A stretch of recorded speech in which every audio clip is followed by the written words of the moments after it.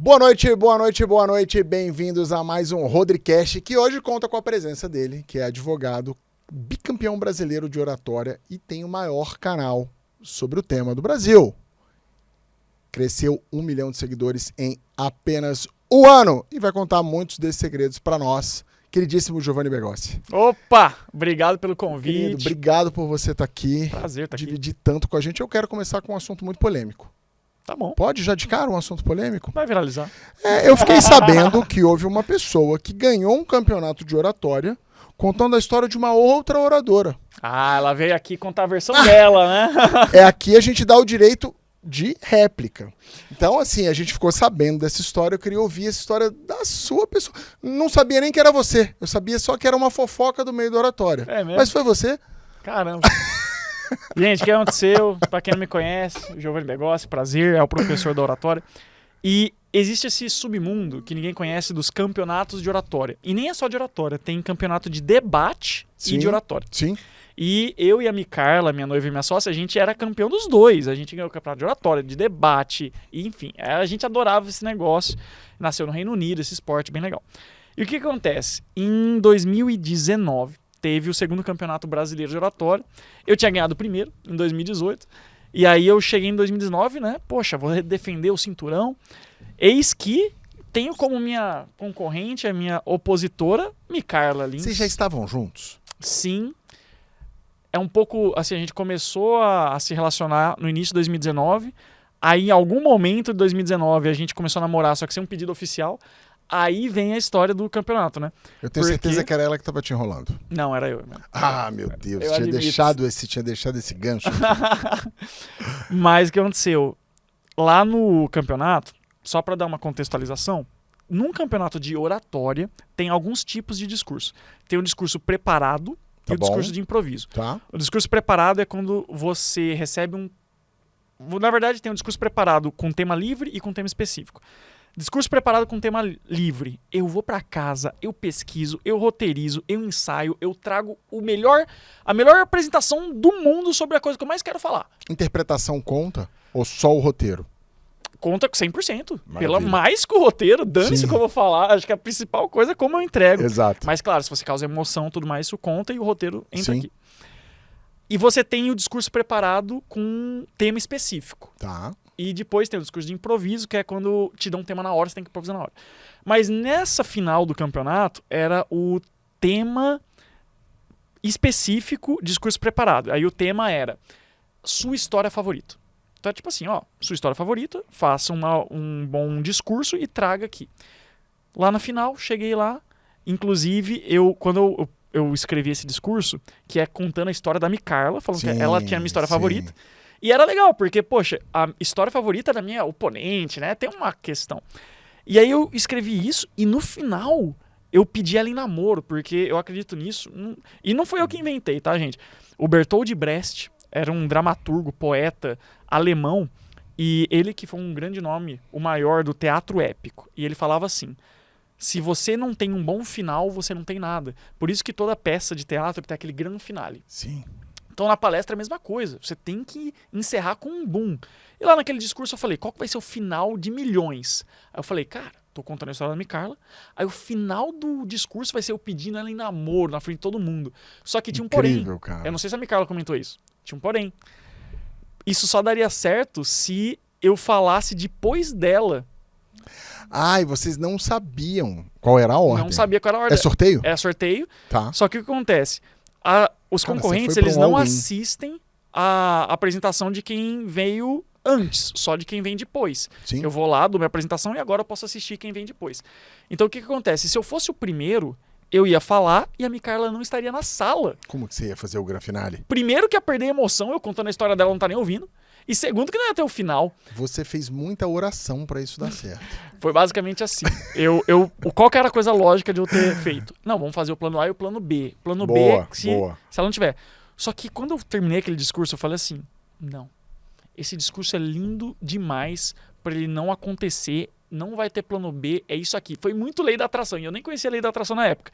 Só sei que, na hora que chamaram todo mundo ali pra sortear, que a Micarla tirou o papelzinho, Era só o que eu precisava. Eu só precisava que ela viesse primeiro. Quando ela tirou um, eu só sorri pra ela assim e falei, ganhei. Tipo assim, era a única variável, era isso. Aí ela foi lá, deu um mega discurso. Eu não vi, né? Mas eu ouvi falar que ela falou sobre a história do pai dela, que é super emocionante. A história do pai dela é bem emocionante, ela contou. Só que eu cheguei lá, falei dela, pedi ela em namoro, a casa veio abaixo. Aí eu... Outra, né? Ganhei o bicampeonato brasileiro de oratória e ganhei ela em namoro. Então... E ela não ficou brava de ter perdido, porque ela tava encantada com toda a situação. Não, ficou brava. Ficou. brava. Eu sei que ela ficou. Ficou brava e até hoje ela fala, não, na verdade quem ganhou fui eu, porque se o requisito Ela era falou contar a isso aqui pra história gente. e você contou a minha história venceu. Hoje em dia eu olho pra trás e eu falo assim, pra nossa empresa seria muito melhor que ela tivesse ganhado, porque daí os dois iam ser campeões de oratória brasileiros, né? Sim. Então ia ser massa. Mas tudo bem, ela ganhou outros campeonatos também. E eu gosto de ser bicampeão. Eu sou o único. Claro, né? Quem que não gosta de vencer? E eu imagino como deve ser uma DR em casa com 2 campeões de oratória. Na verdade, como qualquer outro casal, a mulher sempre tá certa, e é isso. Se a gente vai discutir, não... O Dale Carnegie falava isso. A única forma de vencer uma discussão é evitá-la. Evitá-la, boa. Aí é sabedoria. Exatamente. Você evita ali a discussão e tá tudo certo. Você já ganhou, meu amor. Você tá certíssimo. A pior coisa é tentar trazer debate para o relacionamento. Aí não, aí acabou. Ainda mais com 2 super preparados, né? Seria uma guerra de titãs. Guerra nuclear, né? Cara, assim, muita gente faz uma confusão do tema, né? Assim, falando... Igual falou da história do arquétipo. Falou-se tanto de arquétipo que as pessoas confundem muito. Tem pessoas que subvertem o que é a teoria dos arquétipos. Como é que tá essa questão para oratória hoje? Você acha que foi um tema que já... Ele ainda é visto de uma maneira purista? Ou ele já meio que as pessoas estão usando ele erroneamente? As pessoas que você diz, os No mercado consumidores geral. finais ou os mentores de oratória estão banalizando? Mentores de oratória. Tá. Bom, vou ser bem sincero. Isso é discussão um pouquinho de sexo dos anjos. Acho que depois a gente pode até falar de umas coisas que vão ser mais práticas pro pessoal. Tipo assim, cara, dicção, vício de linguagem, carisma, como perder o nervosismo, como convencer as pessoas. Arquétipos, tem uma galera que acha que é o 80-20 da comunicação. Nossa, você é uma bosta porque você não conhece arquétipos. Depois que você conhecer arquétipos, vai mudar tudo. Eu acho que é mais uma das técnicas. Eu também. Lá na minha... Não é só ela. Pois é. Na minha mentoria, olha só a ordem da mentoria. Primeiro eu ensino a pessoa a destravar. Perder o nervosismo, ansiedade, timidez, medo de falar em público e medo de julgamento. Aí depois a gente ensina canais de acesso, como você usa o visual, o auditivo e o sinestésico. Depois a gente vai para rapport, como se conectar com qualquer pessoa. Depois a gente vai para storytelling, como contar boas histórias. Depois vai para gatilhos mentais. A gente aprende mais de 30 gatilhos mentais. Depois, em uma aula, a gente vê arquétipos, infotenimento e escutativa. O que é infotenimento? É como você junta informação com entretenimento. Já está no nome. Maravilha. Basicamente é o seguinte. Tem 4 pilares da comunicação. Informar, ensinar, entreter e motivar. A maioria das pessoas é muito boa em informar e ensinar, porque foi o que a gente aprendeu na faculdade. Sim. A gente apresenta seminário, a gente é super bom de expor informação. Só que a gente não sabe motivar as pessoas e entreter. Motivar é você fazer a pessoa sentir vontade de sair de ponto A para ponto B, de tomar uma ação. Entreter é você criar na pessoa uma sensação dela querer estar ali. Entreter não necessariamente é fazer rir.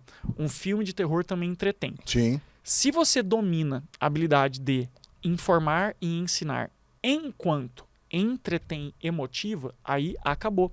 A sua comunicação vai se tornar extremamente magnética. As pessoas não vão desviar o olhar. Você vai dar uma live de 3 horas, as pessoas não vão ver o tempo passar. As pessoas vão ficar viciadas na sua voz como se fosse açúcar. Você vai disparar dopamina e eletrificar o cérebro delas a todo momento. Esse é o segredo dos maiores nomes hoje no digital. Vamos pegar um exemplo simples. Pablo Marçal. O que ele faz? Ele informa, ensina, entretém e motiva. Então é muito simples. Essa é a jogada. E a gente aprende arquétipos, infotenimento e escutativa em uma das aulas da mentoria e depois prossegue para networking, palestras, digital, vendas. Então, assim, arquétipos é tudo isso? Não, mas é muito importante. É extremamente importante. Inclusive, é uma das técnicas mais poderosas que existem. Qual que é a minha pegada de arquétipos? Se você quiser, eu posso trazer aqui um pouquinho. Sim. É o seguinte, vou trazer 2 visões. Tem a visão mais clássica da Margaret Mark e da Carol Pearson, que escreveram aquele livro Herói Fora da Lei, que eles pegaram, leram o que o Jung fez e simplificaram, e basicamente é o grande manual que a gente tem hoje de Marketing, arquétipos para marca, que é esse livro. Então, vá ler esse livro, vai falar dos 12 arquétipos clássicos. Do inocente, explorador, sábio, herói, fora da lei, mago, homem comum, amante, bobo da corte, prestativo, criador, governante. E lá vai falar o que é, como usar, que marcas que combinam. Então é super interessante. Se você ler esse livro, você vai perceber que 99% das pessoas que falam sobre arquétipos sequer leram. Então, assim, é um livro para te deixar esse é o grande ponto. Livre. É. Eu incentivo muito isso. Inclusive, tem gente que me critica por causa disso. Fala assim, nossa, parece que o Giovanni, nada dele é autêntico. Parece que tudo que ele fala, ele leu em livro. Não, a diferença é que eu dou a fonte. Exato. Você acha que a galera assim, tirou de onde os conhecimentos? É óbvio que tirou do livro, só que eles te escondem. Não, Giovanni, pelo amor de Deus. Os caras falam isso pra você? Não, nossa, fala. Ele tudo que ele fala é de livro. Que bom, né? Exato. Você é estudado, você é uma porque autoridade eu falo, do gente, tema. vá lá. Vê na fonte, porque eu incentivo que as pessoas leem. Eu não tenho medo de as pessoas lerem e me desmascarar. Cara, isso é uma coisa que assim que me chamou a atenção a primeira vez que eu vi o seu conteúdo. Existe algumas outras pessoas que também têm essa pegada que você tem, mas é a quantidade de fontes que você traz. E a fonte é extremamente importante para isso. Eu sou um cara muito curioso e eu gosto muito de ler. E assim, às vezes a pessoa traz um tema e você não sabe nem por onde buscar. Hoje, claro, com o Google você vai lá, você pesquisa, você entra, você vai encontrando autores e tal. Mas você dá mastigado, cara. Leia esse livro, que você vai aprender sobre esse tema. E alguns livros eu já li porque você indicou. 90 segundos lá. Consegui te influenciar. Conseguiu, mas já muitas coisas. Porque é a história de não é apenas fazer, é mostrar como fazer. E quando você mostra como fazer de uma maneira simples, cara, você vira um catalisador de boas histórias. Um catalisador de mudança na vida das pessoas. Quando eu fotografei a Natália Beauty, que é cliente de vocês a primeira vez, ela já tinha dado 10 mil mentorias na época. Tinha 10 mil alunas. Eu falei, Natália, isso foi acho que 2021, 2020, sei lá. Falei, Natália, você percebeu que você já mudou a vida de 10 mil famílias? Ela, nossa, Rô, é verdade, né? Eu falei, é isso, cara, porque você vende um produto para a pessoa, que é um curso, que faz com que ela faça mais renda. Isso muda a vida familiar dela e é o mesmo que você faz lá. Você projetando as pessoas para se comunicar melhor, você muda o status financeiro, social, as possibilidades dessa pessoa, inclusive de namorar outra pessoa, de crescer realmente na vida. E a gente precisa, hoje, eu acredito no Brasil, que a gente precisa de modelos intelectuais, mas que sejam factíveis. E algumas pessoas fazem isso muito bem e outras não. O ser factível é trazer a linguagem simples. É isso aí. Que a autoridade gosta, a gente estava falando aqui ainda agora sobre tipos de linguagem e que uma pessoa fala para um meio mais acadêmico técnico, que é muito legal, e outra pessoa fala para um meio mais popular, mas sem perder a qualidade e a categoria do conteúdo. É isso aí. E a grande beleza é deixar simples. Inclusive, você falou de relacionamento. Se você quiser, a gente pode abordar depois como ser atraente, mesmo sendo feio, para as pessoas utilizarem aí na sua vida amorosa. Mas eu tinha mencionado de influência. Eu vou, inclusive, escrever isso aqui, Sabe, a gente vai voltar nesse assunto. Influência, por que eu falei disso, né? Porque hoje as pessoas estão muito preocupadas na internet em ser populares, Sim, quando elas deveriam estar preocupadas em ser influentes. Você ser popular, ou seja, você ter muitos seguidores, não diz muita coisa. É a mesma coisa daquele professor na escola que ele é o queridinho dos alunos, ele é super popular, todo mundo gosta dele, é super legal, mas ele manda fazer a lição de casa e ninguém faz, sim, porque ele não é influente. não tem moral. Enquanto que, se você com menos seguidores, mas você consegue mobilizar aquelas pessoas a fazer ações, é isso que vai te dar resultado. E aí entra uma questão, que a galera quer viralizar a qualquer custo. Eu viralizar a qualquer esse custo tópico pra é o gente segundo falar ponto, né? Tem aqui. gente que compra seguidor, já começa daí. Não, cara, comprar seguidor é o E a gente tem que falar o básico, né? Porque uma vez eu ensinei isso numa mentoria minha, e aí eu falei, gente, ó, passo 1, não compre seguidores. Aí a pessoa, nos comentários, assim, Giovanni, tô muito chateado, porque eu contratei uma agência de marketing para ter esse acompanhamento profissional e a agência de marketing me recomendou comprar seguidor. Cara, a gente já pegou um caso de uma cliente nossa, Giovanni, que ela tinha uma agência, a agência falava que fazia tráfego para ela. Eu entrei lá no gerenciador, não tinha uma campanha. Depois, quando a gente pegou esse cliente, o que a gente descobriu? Que a agência comprava seguidor, like e comentário. Nossa. cara, você desfazer isso é muito difícil. Você não desfaz, na verdade. Você tem um trabalho enorme para você minimizar o estrago que se faz na conta. E eu só fico pensando, poxa, o empresário foi lá, ele tem essa preocupação, ele investiu, contratou e confiou em profissionais para ser colocado um nessa, absurdo, né? nessa situação. Por isso que a gente fala o básico. Às vezes eu quero falar de coisas mega avançadas, por exemplo, a gente começou de arquétipos. Sim. A real é que a galera não precisa de arquétipo agora, tem muita coisa que vem antes. Igual podia falar de coisas extremamente avançadas de digital, sendo que tem gente que tá comprando seguidor. E às vezes tem que falar o básico. Mas só para concluir a linha lá do arquétipo, então tem a pegada da Margaret Mark e da Carol Pearson. Tem uma outra pegada, que é muito louca. O Hélio Couto, ele escreveu um livro muito avançado, chamado Marketing e Arquétipos, Símbolos, Poder e Persuasão. Não sei se você já viu esse. Já. Muito louco. Não li, mas sei qual é esse livro. Absurdo. Pode ler. Inclusive, volta e meia é um dos poucos livros que eu fico consultando, porque uma das partes do livro, ele pega símbolos e o que eles significam. Então, por exemplo, borboleta significa renascer, transformação, leveza. Então ele pega uma miríade, assim, um monte de símbolos e o que significam. E às vezes a gente quer passar alguma impressão ou uma sensação, eu sempre dou uma olhada. Poxa, o que esse símbolo significa? O que passa do ponto de vista inconsciente? É muito massa. Mas lá nesse livro do Marketing Arquétipos, ele pega uma outra ideia de arquétipos. Ele fala assim, o que são arquétipos? São certas energias primitivas, imagens primordiais que permeiam esse nosso inconsciente coletivo, que era um termo do Jung, estão no imaginário popular, que nada mais são do que símbolos que já têm um significado meio que colado nele. Por exemplo, quando a gente vê uma caveira, a gente relaciona isso à morte. Sim. Isso está no inconsciente coletivo. Então, a caveira é um arquétipo. Sim. É que a gente se acostumou com aqueles 12 clássicos. Vai pra significação das coisas, né? Mas tudo seria, entre aspas, arquétipos. Sim. E aí ele começa a fazer umas abordagens muito malucas. Você lê assim e fala, olha, um dos arquétipos mais negativos que existem, porque ele fala de arquétipo positivo e negativo. E eu vou dar a explicação. Na opinião dele, porque ele junta arquétipo com neurociência, que é uma coisa que ninguém tinha feito antes porque não tinha esse estudo. Ele fala assim, os arquétipos positivos, eles estimulam a produção de neurotransmissores, como adrenalina, ou melhor dizendo, como dopamina e endorfina. E os arquétipos negativos, eles inibem a produção desses neurotransmissores. Olha que legal isso. Daí ele vai falar assim, caveira. Aí é um exemplo polêmico, mas entendo a linha do raciocínio. Ele vai falar assim, se você tá num ambiente que você está exposto o dia inteiro a preto, caveira, árvore distorcida, morte, violência, tudo isso aqui são símbolos. Isso vai entrando no seu inconsciente por uma coisa chamada percepção subliminar. Ele não sabe se é realidade ou não, o subconsciente. Exato. E o que é a percepção subliminar? Eu estou olhando aqui para você agora, só que a minha visão periférica está captando um monte de informação. Sim. Só que não está processando isso conscientemente. Está entrando no Mas subconsciente. Tá lá. Então, se esses símbolos, eu estou exposto a eles, e aí tem arquétipos na arquitetura, gente, é muito avançado isso. Esses símbolos estão entrando no meu inconsciente.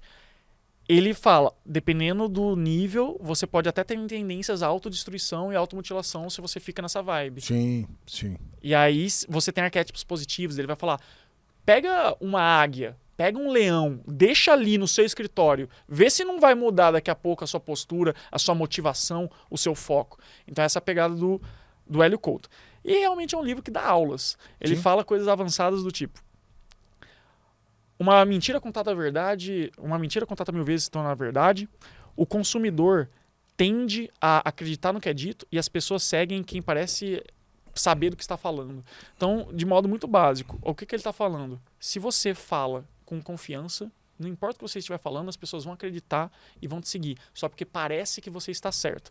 Como que você consegue falar com esse grau de certeza que as pessoas falam, caraca, essa pessoa sabe do que ela fala, vou concordar com ela. Aí a gente vai entrar em temas de comunicação. Exato. E aí, cara, qual um ponto assim que eu acho super importante, né? As pessoas usam técnicas para isso e tem a questão da autenticidade. Você trouxe o tema da viralização. As pessoas hoje jogando qualquer bola para viralizar. Qual é o prejuízo disso no longo prazo quando a gente trabalha a autenticidade? Porque, na minha visão, é a autenticidade que realmente vai conectar uma pessoa a você no longo prazo. No curto prazo, qualquer coisa conecta, é um meme, uma coisa vai conectar. Mas para a pessoa continuar te seguindo, como você falou, se apaixonar por você, pelo teu conteúdo, a autenticidade vai ser muito importante. Como que trabalham essas duas questões da autenticidade com as técnicas? Elas se somam? Como que isso funciona? Então, vamos lá. A autenticidade é um pré-requisito para você ter uma boa oratória. A gente já começa daí. Porque se você copia os outros, isso significa que, em primeiro lugar, você estará sempre um passo atrás. Sim. Você não vai estar inovando. E quem é líder de mercado, quem é referência, está sempre trazendo novas tendências. Sim. Então você nunca vai inovar, porque você está sempre um passo atrás. Em segundo lugar, aos poucos as pessoas começam a perceber. Ué, peraí, eu olho para esse cara, olho para esse outro, esse aqui só fica copiando o que esse cara faz. Então esse cara não é bom, eu vou seguir esse cara. Ele não é uma autoridade. Ele é um Então, copiador. assim, é muito claro isso. Mas por que a gente incorre nesse erro de querer copiar os outros? Isso acontece porque nós temos um problema de autoestima. Você fala de imagem pessoal, de marca pessoal, e é um problema de autoimagem. O que é autoimagem? A forma como a gente se vê. E a gente tem um problema de achar que a gente não é bom. E que para ser bom a gente tem que falar como outra pessoa. Eu já incorri nesse erro. Eu também. Pois é, eu olhava assim, quando eu não tinha tanto resultado, tinha zero resultado na verdade, eu olhava algumas pessoas no digital que já tinham resultado, eu falava assim, nossa, essas pessoas, olha o jeito que elas falam. Elas têm sucesso porque falam assim. E se eu quiser ter sucesso, eu tenho que falar assim também. E aí eu tentava falar como elas. Só que eram pessoas mais bravas, que falavam palavrão e não sei o quê. E aí eu fui vendo aos poucos se não era a minha vibe. Eu tentava fazer e era forçado, me desgastava, não era sustentável. Quando eu comecei a prestar atenção mais na minha voz, peraí, como que eu gosto de fazer as coisas? E aí foi quando eu comecei a perceber que tem gosto pra tudo. Tem louco pra tudo. Tem louco pra tudo. A gente pensa que não, tem que ser... Gente, se você for começar a falar o que você sabe do seu jeito, vai ter gente que vai gostar. Inclusive, por isso que não tem essa de mercado saturado. Porque mesmo que você esteja num mercado que já esteja com várias outras pessoas falando desse assunto, se você traz do seu jeito, só você tem a sua história. Só você passou exatamente pelo que você passou. Então vai ter gente que vai se conectar mais com você. Ponto. Vai. O Gary Vee, que é um grande comunicador americano. Adoro Gary. Eu adoro ele. Ele tem uma frase que eu acho maravilhosa, que ele fala, se você gosta de Smurfs, fale sobre Smurfs. Você vai conseguir monetizar, fica tranquilo. Porque vai ter gente que vai gostar. Ele falou, imagina, quando saiu o filme dos Smurfs, se você tivesse um canal de Smurfs, como você não ia ganhar dinheiro? É isso. Né? E a autenticidade está muito em cima disso. E, cara, falando aqui um pouco da oratória, existe uma diferença da oratória para a rede social, para uma palestra e para uma reunião de trabalho? Palestra, reunião Rede de trabalho social e rede social. social. Caramba, completamente. Inclusive, eu gosto de falar que o pessoal não pode ser um mágico de uma mágica só. Legal. O pessoal, às vezes, e eu vejo muito isso, alunos que chegam a mim, os caras são bons de palestra, ruins de digital. Bons de digital, ruim de 1 a 1. Bom de 1 a 1, ruim de palestra. Então, o grande orador ele é versátil. Ele é uma pessoa que brilha em qualquer ambiente. Sim. Só que daí, para isso, você tem que dominar. Treinamento. Porque Dominar são áreas as diferentes regras. de comunicação. O que você pode trazer pra gente sobre isso, assim? A gente pode fazer um podcast de 6 horas sobre cada um desses temas. Sobre cada um Você quer desses começar temas. por qual? Vamos falar pela internet, que eu acho que é o tema mais em pauta das pessoas. As pessoas começam pela internet e depois elas vão pro palco e para outras questões. Vamos Pela lá. internet, o que você acha que é assim, fundamental para um bom orador de internet? Primeira coisa, destravar. Vamos começar do básico, porque eu posso falar aqui de, nossa, você vai usar uma comunicação rápida, bem-humorada, simples, você vai fazer CTA nos stories, usar o canal de acesso, posso falar um monte de coisa avançada. Só que a real é que a maioria das pessoas que estão vendo aqui a gente não faz stories, nunca Não fez faz. uma live, Nunca fez. não sabe produzir conteúdo de Não forma faz constante. reels. E por quê? A principal questão que nos trava é a gente querer ficar agradando os outros.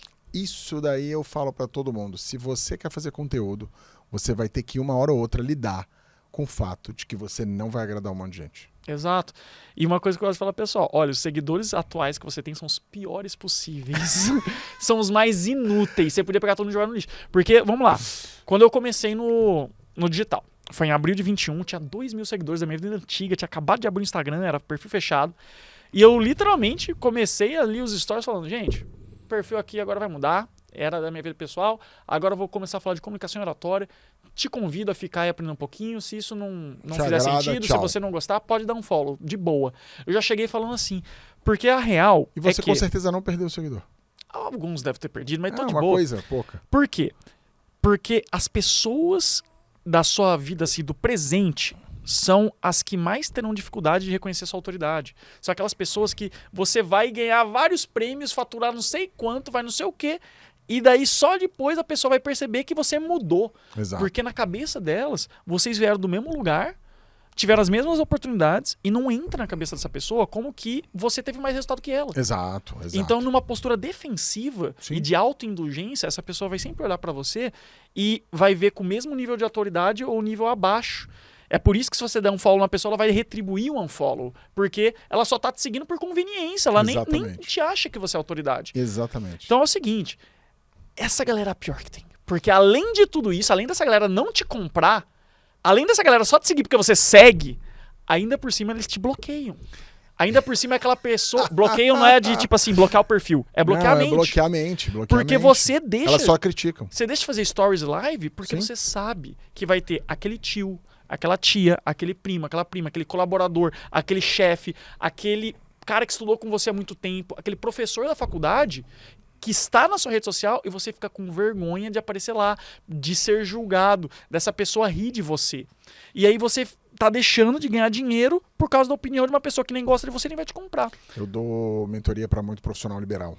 E são pessoas de uma faixa etária próxima da minha. Profissional liberal adora agradar concorrente. Eu falo em vez que de agradar o cliente. eles fazem conteúdo para os colegas. Eu falo muito isso, principalmente na área de saúde, né? Existe uma preocupação muito grande dentro da comunidade. E eu falo para as pessoas, você vai precisar fazer conteúdo, senão você não vai crescer e você não vai chegar onde você quer chegar e os seus primeiros haters moram na sua casa. E é isso. É da vida. E o concorrente, ele quer que você se exploda. Quer que você ele se vai exploda. denunciar teu post no conselho. Opa! Ele quer te derrubar. Ele faz isso e você mesmo. Lá, sem fazer, porque o concorrente vai falar mal. Eu tenho uma mentorada, ela é top. Ela se chama Rebeca Souza, só pra você ter noção. Ela tem 2,2 milhões de seguidores. Referência em arquitetura, ela arquiteta de famosos, Cléo Pires, tudo mais. E não satisfeita, ela em 2022 lançou uma marca de cosméticos chamada Lorme, que faturou 8 dígitos em 2 anos. Legal. Então assim, ela é doideira. Inclusive ela tem um Instagram fechado, que ela só aceita quem ela quer, de 16 mil seguidores. Uau. E ela bate 14 mil views nos stories, que é uma comunidade mais fechada além do perfil grande dela. Então assim, essa mulher é muito Deve ser muito boa de punk. comunicação. Vou recomendar ela para o podcast. Legal, Ela é maravilha. punk. Vai ser um prazer recebê-la aqui. O que acontece? A Rebeca, ela me falou o seguinte, ela é uma mulher negra, que não se encaixa nos padrões, ela estava nessa profissão elitizada, que é a arquitetura, Sim. e aí ela começou, em 2017, a mostrar a vida dela. 2016, ela lá, arquiteta, as coisas não estavam fluindo tanto. 2016, em agosto, lançou os stories. Foi quando veio esse recurso. Em 2017, ela falou, quer saber de uma? E ninguém estava fazendo isso, principalmente no nicho dela. Eu vou começar a fazer stories mostrando a minha vida pessoal. Explodiu. Ela ganhou mais de 1 milhão de seguidores. Eu até perguntei pra ela, como é que você ganhou 1 milhão de seguidores fazendo stories? É a teoria do vlog. Só que daí ela me falou, é porque lá atrás era outra coisa, a galera compartilhava e tal. Exato. Mas daí o que ela falou? Ela começou a mostrar a vida dela, começou a receber um monte de ataque de concorrente. Claro. Os caras falando assim, nossa, isso lá é postura de arquiteta? Onde já se viu uma arquiteta fazendo são as isso? Crenças, né? Como as crenças limitam. E a gente vive uma fase hoje de TikTok em que quem está crescendo... A gente gravou inclusive um conteúdo sobre isso, falando que as pessoas às vezes falam, minha vida é chata. Sua vida não é chata. Traz a sua vida porque é o que você falou. As pessoas vão se conectar com você. Você vai encontrar uma tribo que vai se conectar com você. E hoje você tem no TikTok grandes contas crescendo, ou melhor, contas crescendo muito fortemente, em cima de vlog, de pessoas que não têm uma profissão outstanding, né? Uma profissão de fachada. Nossa, eu tô vendo esses caras, tipo o trabalhador comum, né? Um trabalhador comum falando do dia a dia dele com 2, 3 milhões de seguidores. É loucura isso. E ele mostrando. E isso é o primórdio da rede social do YouTube. Lá no início, você tinha muito vlog. Então, assim, é um movimento cíclico, né, que as pessoas vão trazendo. E isso, para mim, é a autenticidade. É você realmente mostrar aquilo que você é e a audiência... Sem se importar com a opinião dos outros. Cara, isso é muito difícil, né? E por tudo que a gente falou até agora, né? Por você ter haters dentro de casa, você ter o seu círculo social. Eu tenho casos de pessoas que se expõem na rede social e aí a sogra briga com a pessoa. Nossa. Sabe? Coisas assim que são crenças. Você sabia que eu quase desisti do digital quando fui cancelado em 2021. Foi muito pesado, porque eu tinha acabado de começar. Acabei, imagina. Olha, você acabou de abrir seu perfil, falou, vou encarar esse desafio. A minha ideia era fazer um curso online de oratória pra ter mais uma fonte de renda, não era vou ficar milionário com digital, blá. Eu era advogado. Sim. E aí eu falei, vou tentar, vou atrás dessa resposta, porque eu olhava, poxa, parece que todo mundo fala de digital, parece que faz sentido. E eu não queria conviver com a dúvida, eu não queria chegar no fim da minha vida e pensar assim, e se eu tivesse tentado? E se eu falo que e se só tem um, e se ferrou? Muito bom. Posso roubar essa? Pode. Eu sou ético, eu sempre falo, posso Pode, roubar? pode. E se ferrou? Giovanni, usa e Tava, abusa. tava dando uma aula agora com o pessoal da Conquer, não sei se você conhece. Sim. O pessoal da Conquer, os caras são muito bravos. Inclusive o Joseph e o Wendel Favarin, eles acabaram de vender a Conquer pro Flávio Augusto por 400 milhões. Maravilha, Imagina, hein? os caras estão em outro nível. E aí eu tava dando uma live com o Wendel Favarin lá, junto com a Conquer, e ele, no meio da live, ele soltava umas frases. Ele chegava assim e falava, você deve ser paciente com os resultados e impaciente com as atitudes. Aí eu, caraca, posso roubar? Eu falei isso umas 10 vezes na live. Cara, eu vou roubar, eu já Vou roubar, vi. já guarda, já faz um banco de dados Mas de eu frases não impactantes. queria conviver com esse si. Eu não queria ter essa... Meu Deus, só esse pensamento de chegar no fim da minha vida com essa dúvida me corroía. E daí eu falei, eu vou tentar, nem que seja pra quebrar a cara, mas eu preciso saber se dá certo ou não. E daí eu entrei no digital. Eu fiz o meu primeiro Reels.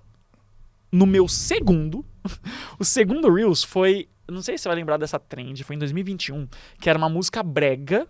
Tá. E aí era, tipo assim, breguices que você faz com uma música brega e o pessoal dançando brega. Era isso. E eu fiz essa trend. Eu me vesti de brega, fiz uma dança brega e coloquei breguices que você faz nas suas apresentações. Terminar com é isso, pedir pra passar o slide, pedir desculpas pelo nervosismo, esse tipo de coisa. De boa, cara, conteúdo topo de funil, educativo. Eis que, de repente, uma pessoa me chama no WhatsApp, falando assim... Giovanni, eu senti de vir te falar aqui, mas uma galera fez um grupo do WhatsApp aqui e nesse grupo do WhatsApp jogaram prints aqui, estão ridiculizando seu conteúdo e tal, mas eu vim trazer aqui pra você porque eu achei muito pesado que jogaram 2 prints e daí chegou pra mim esses prints.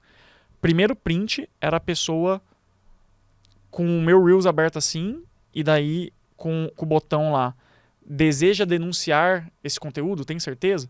E aí o segundo print, conteúdo denunciado com sucesso, gratidão por tornar o Instagram um lugar mais seguro.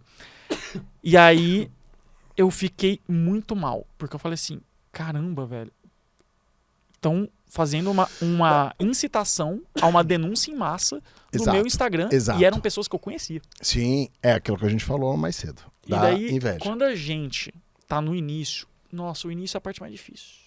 Porque tem cada um dá um nome pra isso. Eu vi alguns termos em inglês que eu achei muito legal. Tem uma pessoa que chama de cringe mountain, tem outra pessoa que fala de awkward zone, mas qual que é a tradução disso? Tem aquela fase da vergonha alheia, que é quando você começa a produzir conteúdo, desculpa, não vai ser bom. Não vai ser, caraca, olha que lindo, que maravilhoso, que estado da arte. O vídeo vai ser ruim, tua comunicação não vai ser das melhores, o roteiro vai ser truncado, a imagem não vai ser top.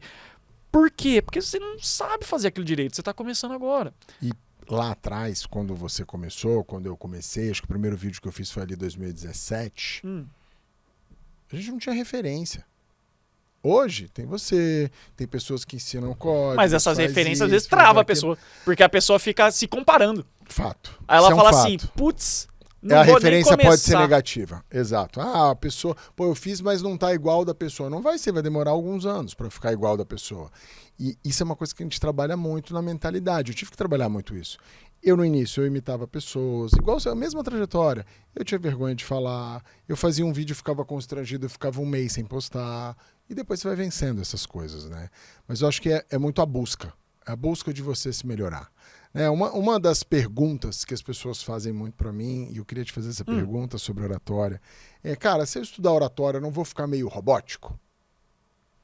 Boa pergunta. Tipo jornalista, que tem aquele tom, aquele pitch. Até que ponto eu posso ser uma pessoa espontânea e expansiva, talvez até quebrando algumas regras de oratória, mas mantendo a minha autenticidade?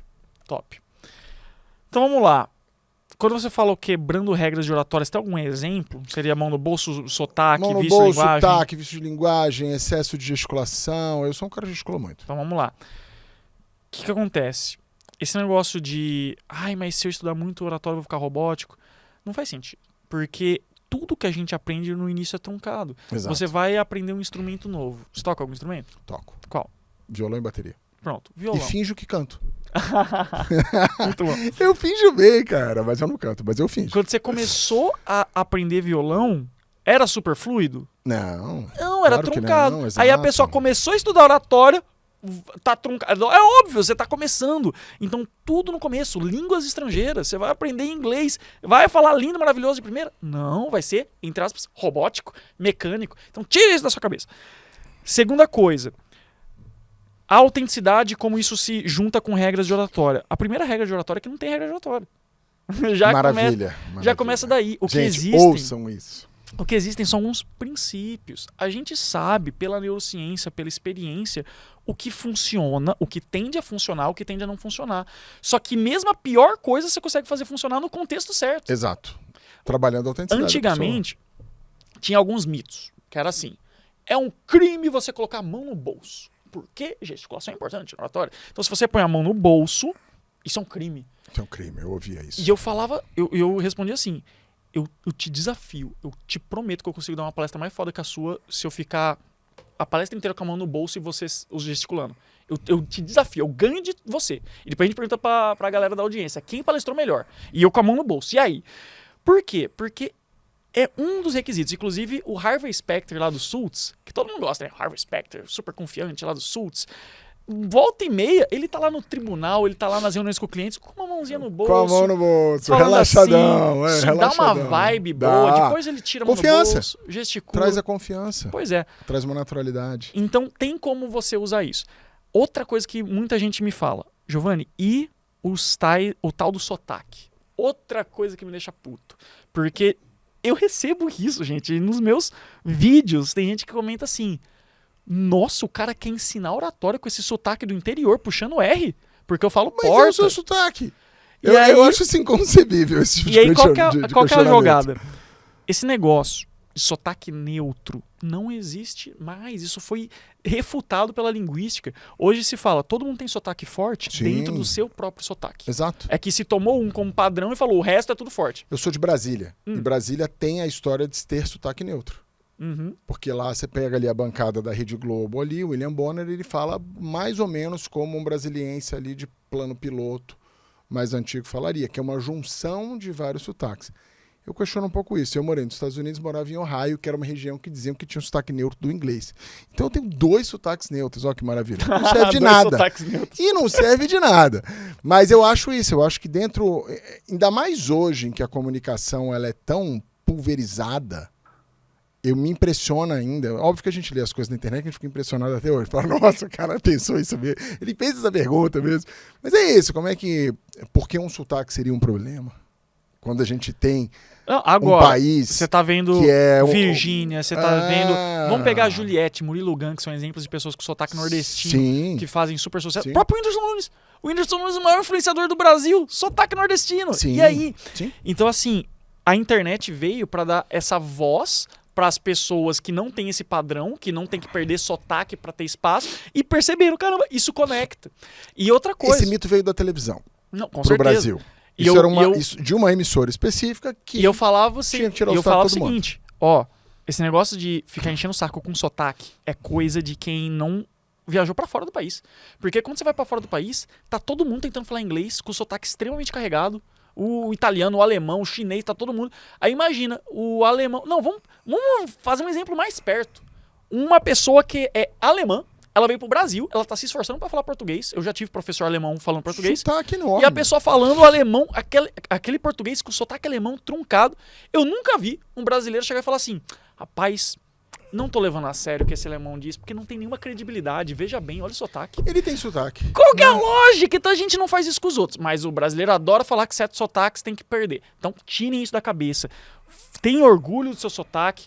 Tem alguns, e aí é o contraponto, dependendo do grau, fica difícil de entender. Você já viu aqueles vídeos da pessoa que é do sul, que ela fala rápido, com sotaque o que que não eu dá pra falo entender? é um dialeto. Aí você Existem tem que tomar dialetos. preocupação. Existem Porque dialetos. se você fala com um sotaque que é difícil de entender e ainda junta isso com gírias regionais, Aí ninguém entende. aí é o contraponto. Mas o sotaque em si, cara, Não tem tranquilo. problema nenhum. E essa história assim que, poxa, o pessoal que trabalha oratória... Outra pergunta que me fazem, tá? O pessoal que estuda muito oratória fica sempre parecendo que tá te vendendo alguma coisa. Oxe, Eu já recebi essa pergunta. mesmo? Porque fica aquela coisa, é como se fosse um pitch elaborado.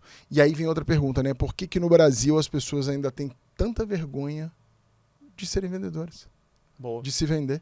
Por que você acha que isso acontece? Você que trabalha com muitos profissionais. Tá.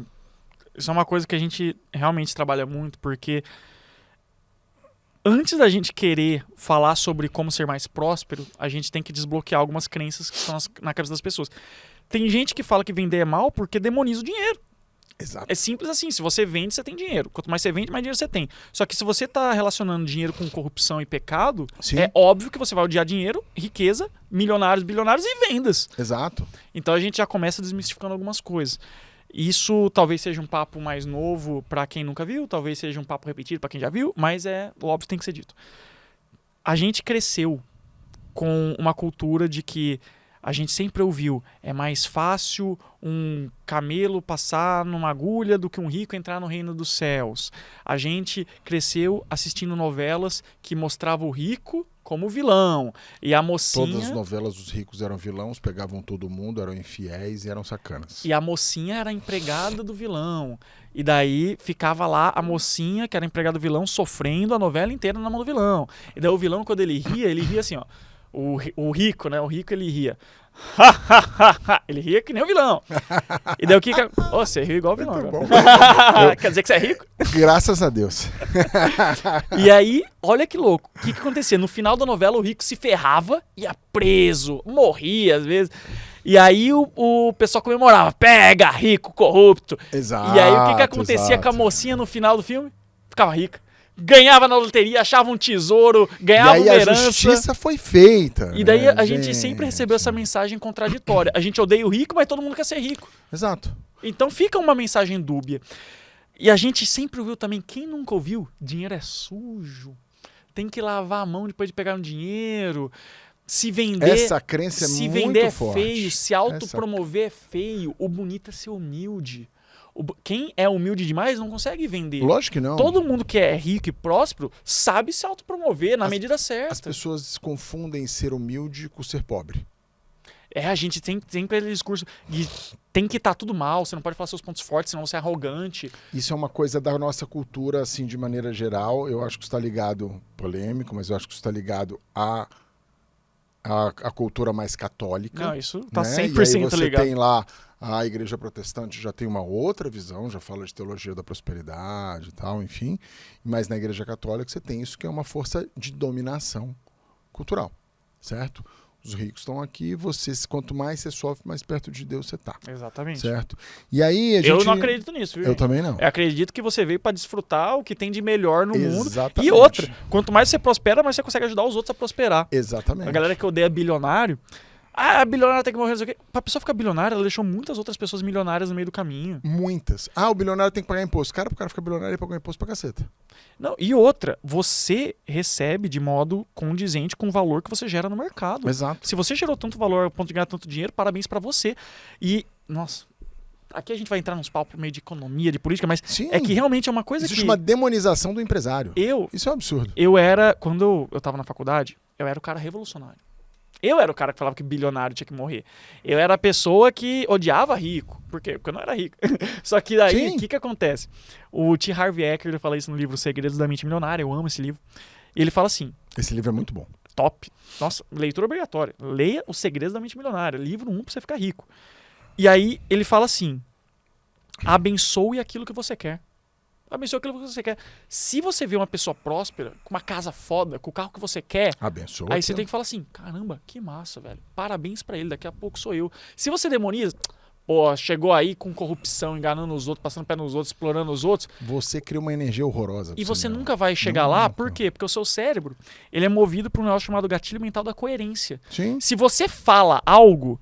Nós temos uma grande força que nos impele a agir da mesma forma que a gente fala. Porque as pessoas que eram incoerentes ao longo da história, elas eram vistas, no pior cenário, como malucas, porque fala uma coisa, faz outra.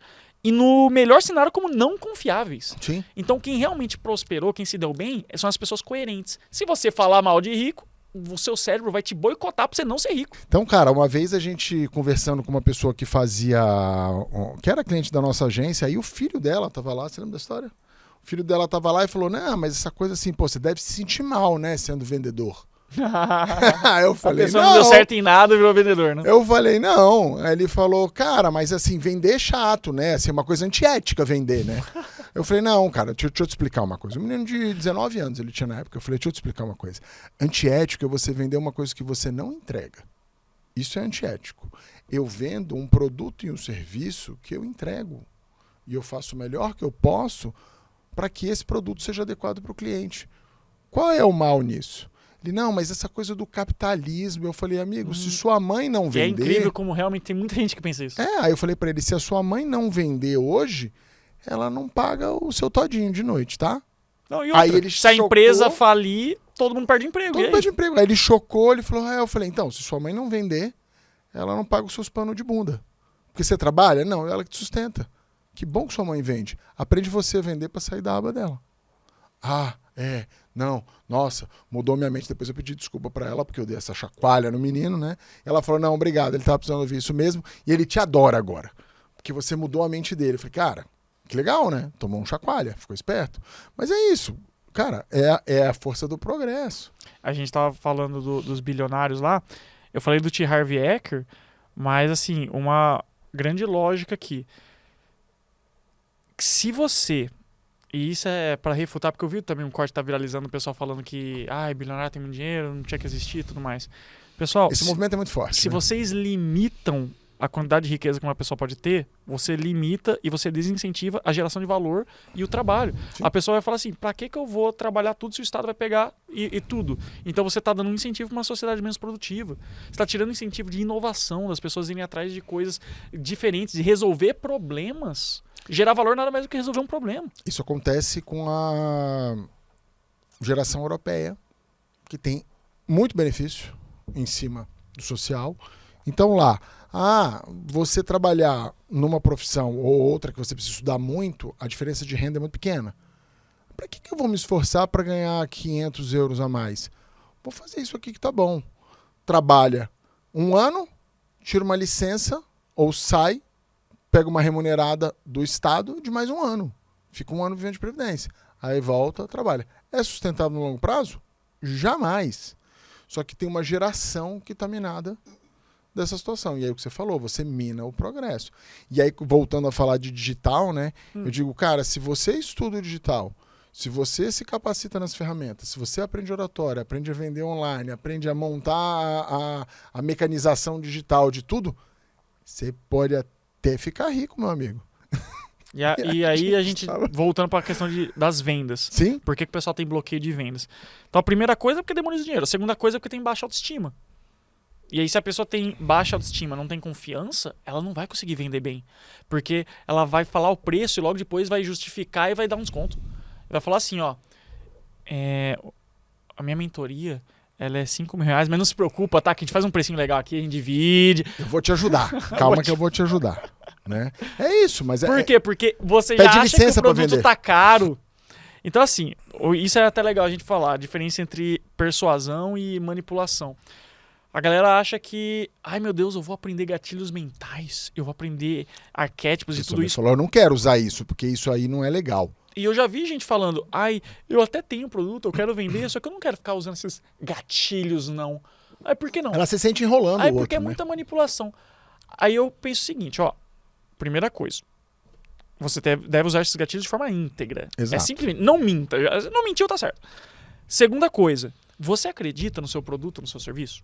Você acredita, vamos tirar para quem não vende, você que é um trabalhador, você que é um profissional, você acredita na sua qualidade, no que você traz à mesa, na sua entrega? Se sim, a sua obrigação é ser o mais persuasivo possível. Claro, porque você vai vender um produto bom. A sua obrigação é estudar todas as armas da persuasão. Exato. Porque senão, vamos lá, você que é advogado, por exemplo, um profissional liberal, você tem o melhor produto, serviço jurídico de excelência, tudo mais, só que você não estuda persuasão, o que você acha que é manipulação? Seu concorrente estudando essas armas da persuasão, vai conseguir vender um produto pior, mais caro, o cliente vai comprar, você saiu perdendo porque não teve o cliente saiu perdendo porque teve o cliente ruim. Por quê? Porque você não foi persuasivo. E você ainda vai olhar e falar, tá vendo? Ele é um charlatão. Não, você que tá se colocando embaixo do cu da cobra. Exato. Então, Não é? assim, gente, pelo amor de Deus, estude oratória, persuasão, gatilhos mentais, carisma, tudo isso, porque isso não só pode, como deve ser usado para o bem. O grande problema que a gente tem hoje é que nós temos pessoas com más ideias e uma boa comunicação. Então são as pessoas que dão golpes, são políticos demagogos. Exato. Eles têm ideias ruins, só que ele tem uma comunicação tão boa que é eleito, que converte. E nós temos pessoas com ótimas ideias. Nossa, é o empresário sério, é o pós-doutor na academia. Exato. As ideias são maravilhosas, só que a comunicação é ruim, não vai pra frente. Não vai. E o Arthur Schopenhauer já falava isso. Ele tem um livro chamado A Arte de Ter Razão, 37 Estratagemas para Vencer Qualquer Debate. E ele falava assim, não importa você ter razão se você não fica com a razão. Ter razão é estar certo. Ficar com a razão é, ao final do debate, a pessoa continua achando que você está certo. Se você não domina as técnicas da persuasão, você vai ter a razão, o seu cliente, a sua audiência vai pegar a razão e dar para outra pessoa. Então, o próprio Schopenhauer, que era um filósofo, ele falava, meu amigo, eu amo filosofia, eu amo a busca pela verdade, eu amo a lógica, eu amo tudo isso. Só que eu percebi que se a gente não aprender a vender realmente a nossa ideia, por mais legal que ela seja, ela não vai ganhar a cabeça das pessoas. Você já viu um filme chamado Obrigado por Fumar? Não, é top. Ele usa, é muito legal, ele usa o estratagema. É a história de um lobista da indústria de cigarro. Eu li um livro que é muito top disso aí, que é de um autor que eu adoro, que é o John Grisham. Ele que fez aquele livro, o Runaway Jury, que é daquele filme O Júri. Sim. Que é muito da indústria dos cigarros, os caras têm muito lobby, muito dinheiro jogado lá. Aí ele fala sobre isso, e ele fala muito sobre o lobby, sobre o debate, sobre a oratória, porque ele tá defendendo uma coisa que é indefensável, praticamente. E aí eles têm um conselho, que são os amigos, ele não tem amigos. Deve ser mais antigo esse filme, né? Esse filme é da década de 90. É, porque hoje em dia... Assiste esse filme, hoje em dia depois você todo me mundo sabe conta. que cigarro é ruim. Só que Exato. na época era uma disputa de narrativa, assim, né? E aí ele tem um grupinho que ele se reúne, que é ele, a lobista do álcool e o lobista das armas. Que eles se reúnem pra falar, poxa, tá muito difícil a nossa profissão e tal, não sei o quê. E ele, o tema, o pano de fundo do filme é ele com o filho, recuperando uma relação distante que ele tem com o filho adolescente e ele ensinando ao filho sobre o lobby, sobre a oratória, sobre a persuasão, sobre... E ele fala muito, não diretamente, mas ele traz muito dos estratagemas. E é muito Esse louco, filme é porque muito legal. o lobista, de certa forma, é uma evolução do sofista, né? Sim. Essa é uma discussão muito antiga dos filósofos contra os sofistas. Os filósofos, como Sócrates, eles tinham um compromisso com a verdade, eles discutiam, mas sempre no objetivo de chegar ao bem comum. Já os sofistas, eles eram tão trabalhados na arte da oratória da persuasão que eles convenciam qualquer pessoa de qualquer coisa, vendia areia no deserto, quem desse mais, ele ia lá e convencia pela mera arte de persuadir. Pela mera arte de E aí que entra um tema que poucas pessoas falam, que é o tal do pensamento crítico, critical thinking. Sim, eu trabalho muito isso. Inclusive, eu tenho o único lugar que eu ensino isso é num curso meu chamado hiperpersuasão, porque não é, por mais que soe bonito, não é um tema muito sexy, as pessoas não buscam. Então, como eu tenho 5 anos e meio de debate competitivo nas costas, tem um dos meus cursos que eu ensino técnica de argumentação, técnica de refutação, análise de cenários, análise de stakeholders, falácias lógicas, é bem legal. Por que a gente tem que saber isso também? Porque olha só que interessante, você desbanca esse tipo de discurso falso com um pensamento crítico. Sim. Porque você olha assim e fala, muito interessante que você está falando isso, mas quais são os incentivos que você tem para dar esse discurso? Nossa, que conveniente que você sai ganhando com isso que você está falando, então eu já tenho que ter um pé atrás, eu já tenho que analisar mais fundo. Outra coisa, é muito fácil você manipular dados, manipular estudos para parecer algo que é bom para você. Um caso clássico é de um estudo falando que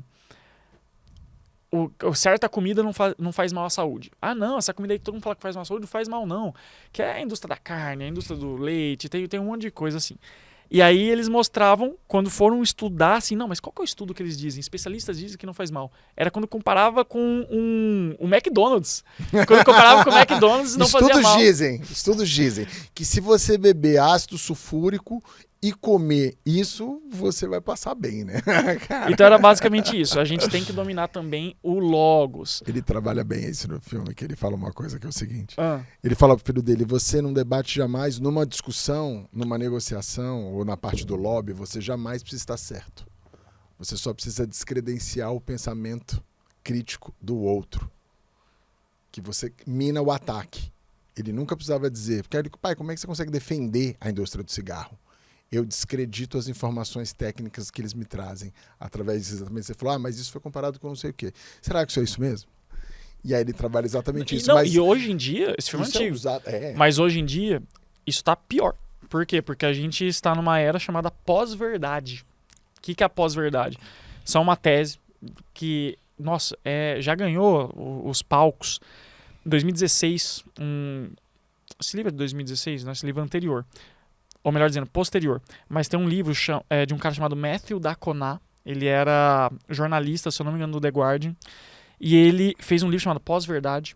E ele fala sobre o caso do Brexit e o caso do Trump. Tá bom. E você pode ser a favor do Brexit, você pode ser a favor do Trump, mas ele traz alguns dados de como, por exemplo, estatisticamente o Trump falava mais mentira do que verdade. E tinha todo esse debate. E aí eu vou dar um exemplo, tá? Pra falar, não, mas Giovanni está defendendo um lado.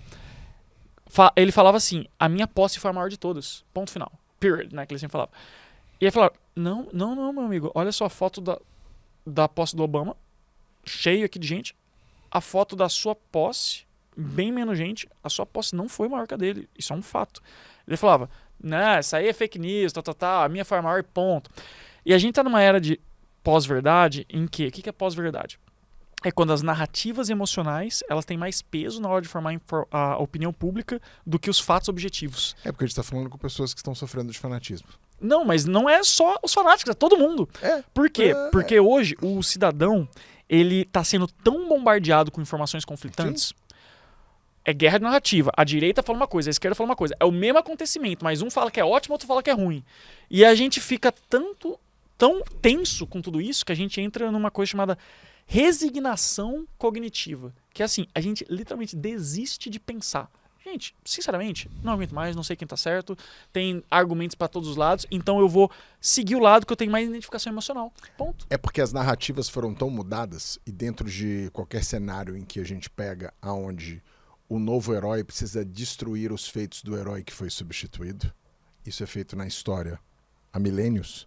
E no momento em que a gente vive, é mais difícil destruir as histórias, porque hoje elas têm mais registro digital. Antigamente se queimava o livro. Certo? Então hoje, como a gente tem mais registro digital das coisas, existe um mix de narrativa e a possibilidade de criar fake news. Não, e outra, de plantar a gente notícias que não existem. Cada vez mais informação e cada vez menos o expande a atenção. Exato. Então não tem como processar todas as informações. Não, e eu falo muito isso. A gente perdeu, em algum momento na sociedade, o limiar da verdade. Isso está se perdendo e isso é extremamente perigoso. Porque quando a verdade para de ser uma moeda de troca válida na sociedade, aí você começa a descredibilizar a mídia, você não acredita em mais nada que você vê. Você começa a descredibilizar a ciência, porque os estudos são todos enviesados pelo globalismo, não sei o quê. E aí você começa, por exemplo, e aí é um pouco polêmico, mas uma vacina funciona, e daí você fala que não funciona. E assim vai. Doenças que antes eram erradicadas começam a voltar. Sim. Então é muito pesado isso. A gente vive uma fase diferente aí da sociedade de acesso de informação. E assim, voltando um pouquinho para o tema do marketing, a gente estava falando de dinheiro, que eu acho que é um tema... Mudamos muito o assunto, né? A gente foi para... Nossa, demos uma volta do mundo. Mas só para terminar esse ponto, se voltar para o marketing, e voltando para a oratória. Sim. O Aristóteles, ele já falava no livro dele, Retórica. Etos, patos e logos. Você quer convencer alguém? Muito fácil. Você só precisa passar confiança, emocionar os outros e fazer sentido. Perceba que o logos, que é razão, lógica, é 1/3 da persuasão. Sim. 2/3 é você inspirar confiança na forma que você fala, na sua postura, no jeito que você se coloca, e o outro é emocionar, é apelo à emoção, é storytelling. Se você só estuda o logos, você vai levar um banho de quem domina o ethos e o patos. Com certeza, porque a emoção ela é muito forte. A decisão ela é feita na emoção. Exatamente o que você estava comentando aqui agora com a gente. Agora imagina que você domina o ethos, que é a autoridade e credibilidade, você domina o patos, que é paixão e emoção, e você tem a verdade, que é o logos a seu favor. Aí, Você tem essa arma. Não tem como você perder o debate. Indestrutível. Eu e a Micarla, a gente ensina muito político. Sim. Tanto em mentoria individual, como a gente dá literalmente aula pro Renova BR, Tá. que é uma associação para formar os novos líderes políticos da próxima geração, Sim. a partidário, tudo mais, é bem legal. E a gente dá treinamentos pro pessoal do Renova. E por que a gente fala isso? Porque os líderes da próxima geração são aqueles justamente que eles dominam os dados, dominam o pensamento crítico e sabem convencer. Sim. E aí, meu amigo, não tem pra ninguém. Vai vir uma nova safra de políticos aí, mais jovens e com essas capacidades. Um exemplo disso, que eu gosto muito da atuação, é o Léo Siqueira. Sim. Você já acompanha esse cara? Cara, muito pouca coisa. Eu não sou um cara que acompanha pelos motivos que você disse Eu aí. vou recomendar ele vir aqui pro podcast. Que não acompanho tanto essa questão política por causa disso. Um fala uma coisa, outro fala outra, outro fala uma coisa, eu falo, cara... Ele é muito legal, Deixa eu porque jogar meu ele jogo realmente tem essa postura. Cara, tem doutorado, estudou em Yale, e ele tem essa postura de evidências, de trazer dados, accountability, transparência, de fato atacar o que ele acha que tá errado, não ter esse rabo preso que é tão comum na política. Não posso falar mal porque preciso de um favor, preciso de um cargo. Porque a política é feita através do favor, né? Eu sou de Brasília, eu sei bem como funciona o jogo político, não estou falando do ponto de vista da corrupção, estou falando da política propriamente dita. Né? Do lobby, de uma troca de favor. Um exemplo muito concílio. grande que está acontecendo isso agora, essa dinâmica Senado e STF, né? Do nada viu um podcast político. Mas só para a gente concluir esse assunto. Muita gente discorda do que está acontecendo no STF. Sim. Falam, faz um impeachment aí de algum ministro. Só que daí, quem faz o impeachment, quem que tem legitimidade para fazer o impeachment de um ministro do STF? O senador. Sim. Mas quem que julga os casos de corrupção envolvendo o senador? O ministro do STF. O ministro do STF. Então é sempre assim. Ou seja, Quando é um gatilho. Inclusive o Eduardo, isso tá documentado. O Eduardo Cunha, ele abriu o processo de impeachment da Dilma quando começaram a julgar ele lá. Falaram, Exato. Você vai me ferrar? Então vou te ferrar também. Então, por isso que tá todo mundo pianinho no seu quadrado. Não vou atacar, porque senão você atacar. E aí quem sai perdendo é o cidadão. É a população, e a gente falou de rabo preso, né? Agora vamos voltar para oratório, se os caras falam, pô, virou... voltar para o... Que podcast que fala assim de sai política? do debate político. Tem vários, né, cara? Que a gente possa falar, virou tal... Cara, vamos falar da parte de dinheiro que você estava falando, que eu gosto muito de desmistificar esse tema. Pensei que ia falar, eu gosto muito de dinheiro. Igual a Siriguejo, né? Eu gosto de dinheiro. Eu gosto de dinheiro. Cara, como foi pra você? Eu acho que essas histórias são muito legais, porque você trouxe que você também odiava o bilionário e tal, aquela coisa. E como foi pra você quando você ganhou grana? Aquela grana, assim, é que eu falo, cara, uma coisa é você, eu falo que a gente só acha que dinheiro resolve todos os problemas até você ter dinheiro, né? Verdade. Aí você entende que você vai ter outros tipos de problema. Mas como foi pra você ganhar bastante dinheiro em pouco tempo? Como isso mudou você? Vamos lá, eu tive a seguinte escadinha, tá? Eu vou falar porque isso aqui tem um ensinamento muito importante por trás. Eu sempre pensei que para ter sucesso eu tinha que fazer faculdade e eu tinha que estudar muito, e depois de estudar muito, ser o melhor aluno, eu ia conseguir o melhor estágio, conseguindo o melhor estágio ia ter o melhor currículo, aí eu ia conseguir emprego na melhor empresa, e aí eu ia entrar num cargo baixo, ia trabalhar durante muitos anos, e promovido, até que ia chegar no meu fim da vida e tá ganhando algum dinheiro. Então era essa a imagem de sucesso que eu tinha. Que eu tenho inclusive um amigo chamado Breno Perrucho, Tá. que é o cara das Jovens de Negócios, sócio do Thiago Nigro. Ele escreveu um livro chamado O que o Ensino Não Te Ensina. E ele chamou isso de o plano de 59 anos. Que ele começa aos 6 anos de idade e termina nos 65 com a aposentadoria. Maravilhoso. Nos vendem essa ideia de sucesso. Vendem. E eu tinha essa ideia. Tanto que eu me formei como o melhor aluno da turma de uma federal no curso de Direito. Então me formei, ganhei uma medalha, fiz o meu estágio. Lá no estágio eu ganhava R$1.000 por mês. E eu passei 4 anos ganhando R$1.000 por mês. Eu já era bicampeão brasileiro de oratória. Eu já tinha tido experiências ensinando oratória, debate competitivo, já tinha feito teatro, já tinha feito Toastmasters. Eu já tinha uma bela de uma bagagem. Só que eu olhava e falava, não, mas eu tenho que seguir o caminho. E qual que é o caminho? Estágio e vamos galgando os degraus. Não posso pular o caminho, senão eu sou mau caráter. Senão eu vou ser aquele bandidão da Rede Globo. Senão eu vou me dar mal. Exato, Literalmente, eu achava que ia me dar mal. E aí o que acontece? Quando eu me formei, isso talvez tenha acontecido com algumas pessoas que estão ouvindo isso, o escritório que eu estagiava chegou para mim e falou, Giovanni, agora você é um advogado, você não é mais estagiário, e por isso você vai ganhar mais dinheiro, você vai receber um aumento. Aí eu comecei a ganhar R$1.500. Uau, 50% de aumento. Só que daí já tinha todo aquele plano, né? Do tipo assim, mas fica aqui, você fica 5 anos com a gente, sobe pra 3 mil.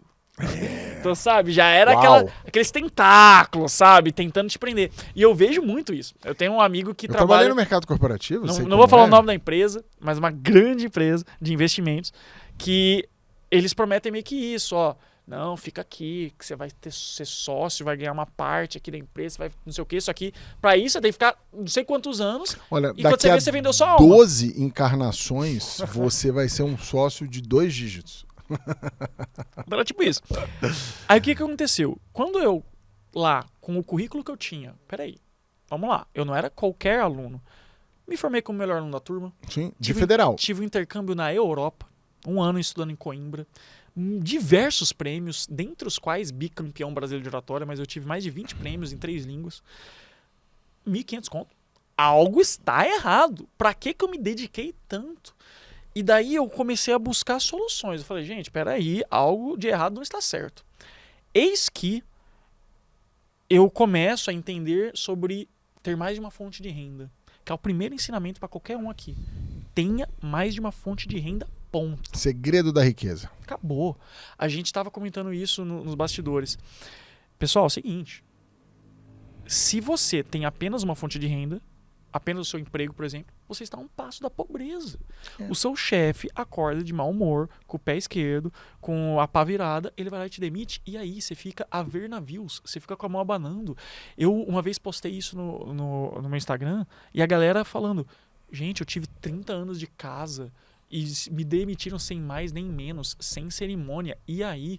Então não ache que a empresa é boazinha. Eu sou o cara que acredita no livre mercado. Só que vamos ser pragmáticos. Não acha que a empresa é boazinha e está te fazendo um favor. Não, é uma troca. Não, é uma troca. É óbvio que a empresa está ganhando mais dinheiro com você do que sem você. Então, o salário que a empresa te paga é apenas uma fração do valor que você gera, ela está ficando com lucro. Exatamente. Isso é básico. Isso então, é básico. não ache que o teu patrão te ama. Não. Se ele achar uma forma de fazer mais dinheiro, mais barato, ele te demite na hora. Ele vai falar, ei, peraí, descobriu uma pessoa que faz mais para metade do preço? Tchau! Corte de custo. Não ache que você é insubstituível. Todo mundo é substituível. Sim. E quando você começa a entender isso, aí vem a polêmica, eu falo no meu Instagram, seja um mau trabalhador. O que é ser um mau trabalhador? O que seria o trabalhador perfeito? Trabalhador perfeito é aquele que veste a camisa, que dá 100% de si, que até quando tá em casa tá pensando na empresa, de como gerar valor e tudo mais. Não seja esse cara. E daí o pessoal fala, Giovanni, quer dizer que você incentiva as pessoas a trabalhar mal? Eu falo, não. Seja o melhor. Trabalhe o melhor que você puder. Nessa janela de tempo. Na outra, você trabalha para você. Então, vamos lá. Você trabalha 8 horas por dia. Nessas 8 horas, eu quero que você domine. Eu quero que você seja o cara. Você vai ser proativo, vai ser inteligente, vai gerar valor, vai ir atrás, vai fazer mais do que a sua obrigação. Você vai ser o cara. Só que nas outras horas, meu amigo, comece a produzir outra coisa, comece a buscar outro projeto. Não negligencia, por exemplo, a sua saúde por conta da empresa. Porque daí você vai ter um burnout, a empresa vai te demitir, você tá sem saúde, sem emprego. Exatamente. E a empresa te substituiu assim. Então não vai com essa. O que você vai fazer? Vai dividir aqui. Peraí, não posso depender dessa empresa. Nessa empresa eu vou trabalhar bem. Aí você começa a pensar. O que eu posso fazer para ter uma segunda? Você começa com a segunda. Por que 2 fontes de renda? Porque quem tem 2 tem uma e quem tem uma não tem nenhuma. Exatamente. Aí você começa com a segunda. Quando você estabilizar essa segunda fonte de renda, vá atrás da terceira. E assim por diante. Giovanni, com que tempo? Muito simples. Esse é o princípio da riqueza, Giovanni. É isso. Você acabou de dizer. E outra, eu falo assim, comece a usar o fim de semana para construir o futuro que você quer, ao invés de fugir da realidade que você tem. Porque a maioria das pessoas, vamos ser sinceros, tem uma vida de merda, é completamente infeliz e estressado, por estar todo mundo vivendo à base de remédio. A maioria das pessoas sempre está buscando uma fuga da realidade, seja série, videogame, scrollar Reels e TikTok, iFood, putaria, o que você quiser, futebol. O famoso sextou. Sextou, vou encher a cara, vou comer churrasco, vou não sei o quê, vou ficar de barriga pro alto, não vou fazer nada. Não... Por quê? Porque você odeia a sua vida, então você precisa fazer algo diferente naquele momento. Exatamente. E essas pessoas, até o descanso delas é tóxico. Olha que louco. O descanso não é descanso. O descanso é você se fudendo, tanto que você chega na segunda-feira destruído. Ruim. Destruído. Olha que loucura. Destruído. E aí essas pessoas gostam de passar, acham normal passar 11 meses e 15 dias trabalhando numa coisa que elas odeiam pra ter 15 dias de férias para poder fazer algo que elas minimamente gostem para fugir dessa realidade. Então, assim, Quando você começa a pensar, peraí, não faz sentido isso. Peraí, eu consigo fazer algo melhor. Quando você começa a ir atrás, você já vai ver um monte de gente negativa do seu lado. Sabe aquela galera negativa, vitimista, só fala de desgraça, a vida delas é uma merda, mas nunca é culpa delas, é culpa do governo, da economia, do Putin, de quem for, mas, cara, essa pessoa, ela é só coitadinha. Zero de autorresponsabilidade. Exato. E essa pessoa vai começar a te falar assim, pra que isso? Não, já tá ficando chato. Pra que você... Aí fica milionário, você quer ser corrupto agora? Nossa, as pessoas vão tentar te puxar pra baixo. Aí você fala, né? A vida do empresário, você trabalha muito mais que se você for um CLT. Muito mais. Você fala, não, mas pra ter essa vida eu não quero. Amigo, sua vida é toda tóxica. Uma coisa é você trabalhar 60 horas por semana fazendo o que você gosta, outra coisa é você trabalhar 40 com o que você odeia. Exatamente. O que você trouxe não, aqui. E outra coisa, o trabalhador, isso a gente só entende sendo empresário, a pessoa que trabalha pros outros, ela consegue desligar, né? A gente não. Ela dá uma chavezinha assim, que é desliguei meu celular. Que é uma das grandes vantagens de ser CLT. Eu falo muito isso, né? Você não é todo mundo que vai conseguir ser empresário e tá tudo bem. E tem como você ser muito bem sucedido trabalhando para os outros. Usando os princípios que você colocou. Você tem lá o seu plano eu A, acredito o seu plano que B, empreendedorismo é um estilo de vida. Exato. E muitas vezes a galera fala assim, não entendem. Giovanni, para de ficar falando isso, porque empreender não é para todo mundo. Eu discordo. Empreender é um estilo de vida. Eu não estou falando que você tem que abrir sua empresa. Inclusive, todo mundo fala, a melhor maneira de você começar a empreender é na empresa dos outros. Exato. Porque você vai lá, entrega mais do que o necessário e você não está nem correndo risco. Exato. Só que você está achando solução, você está agradando os clientes. Então, isso é ser empreendedor. Empreendedor é ter ambição, é fazer mais do que o mínimo, é você ir atrás. Então, para mim, isso é empreendedor. Isso e você pode ser um intrapreneur, que é intraempreendedor, que é aquela pessoa que empreende em uma outra empresa. Exato. E é a pessoa que está na empresa dos outros e está tudo bem. Cara, e as empresas hoje têm mais modelos de remuneração desse tipo de profissional. Em que você tem uma divisão maior de lucro, você tem uma divisão maior de bônus, você tem... As empresas estão tendo que se reinventar. Claro. Porque as novas gerações estão tendo novas opções. Eu prefiro que o cara empreenda lá dentro, eu divido um pedaço com ele, do que ele vai embora. Se o cara for realmente bom. Não é? E hoje a gente tem opções. É que antes a gente não tinha. Antes era, ou você vai numa empresa, ou você se ferrou.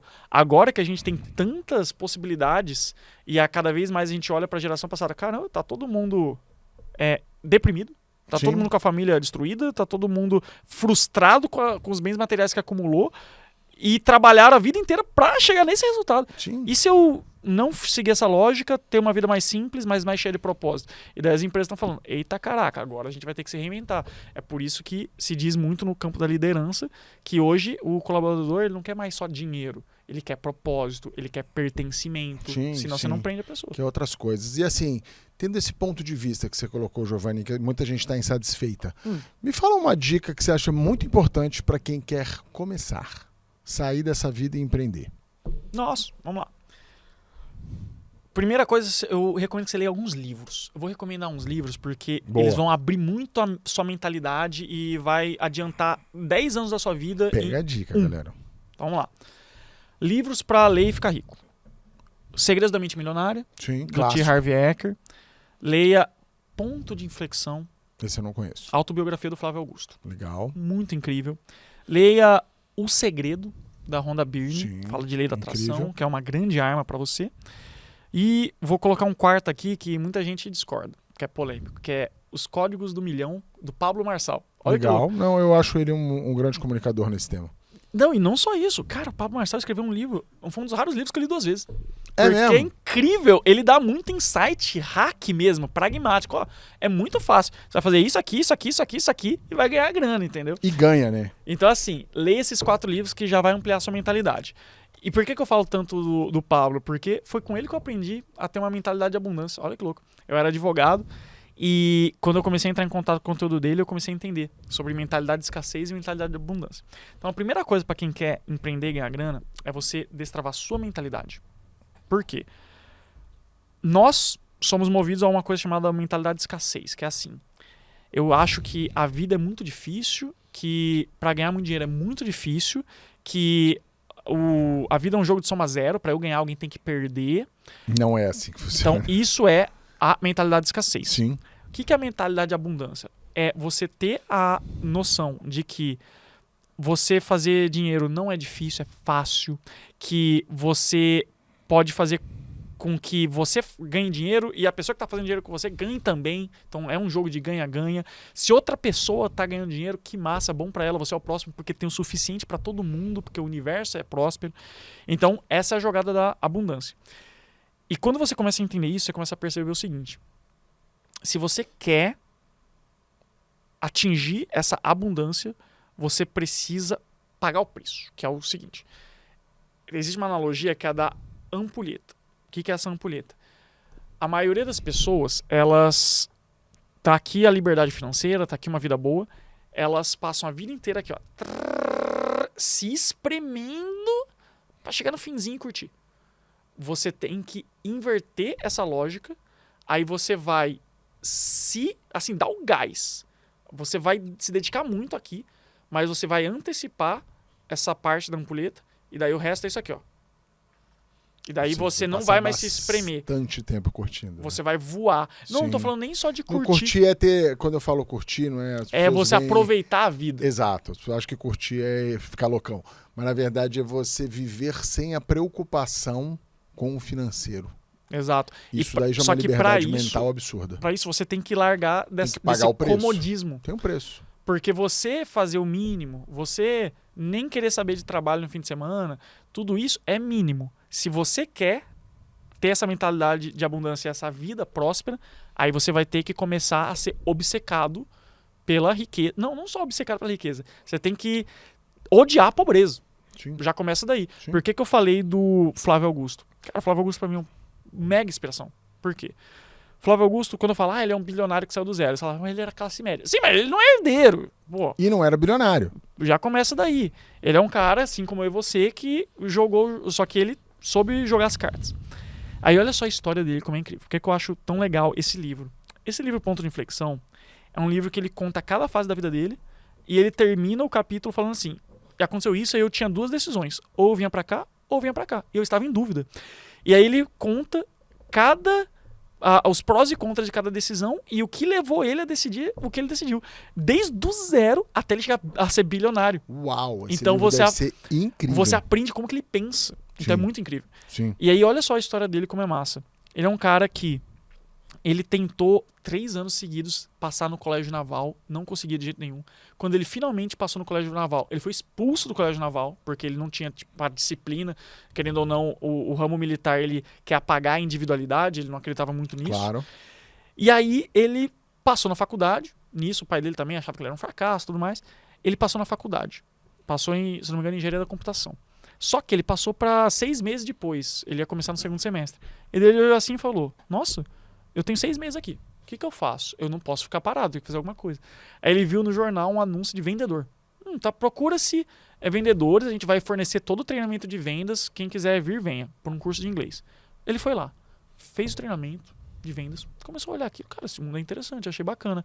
Começou a aplicar esse método, mas ele foi muito rigoroso, ele foi muito disciplinado. É para fazer isso? Vou fazer isso. Ele conta que ele ia lá com a moeda fazer ligação no orelhão do aeroporto. Orelhão, né, cara? Então era assim. Maravilhoso. E por que do aeroporto? Porque tinha ar-condicionado. Olha a inteligência do cara, entendeu?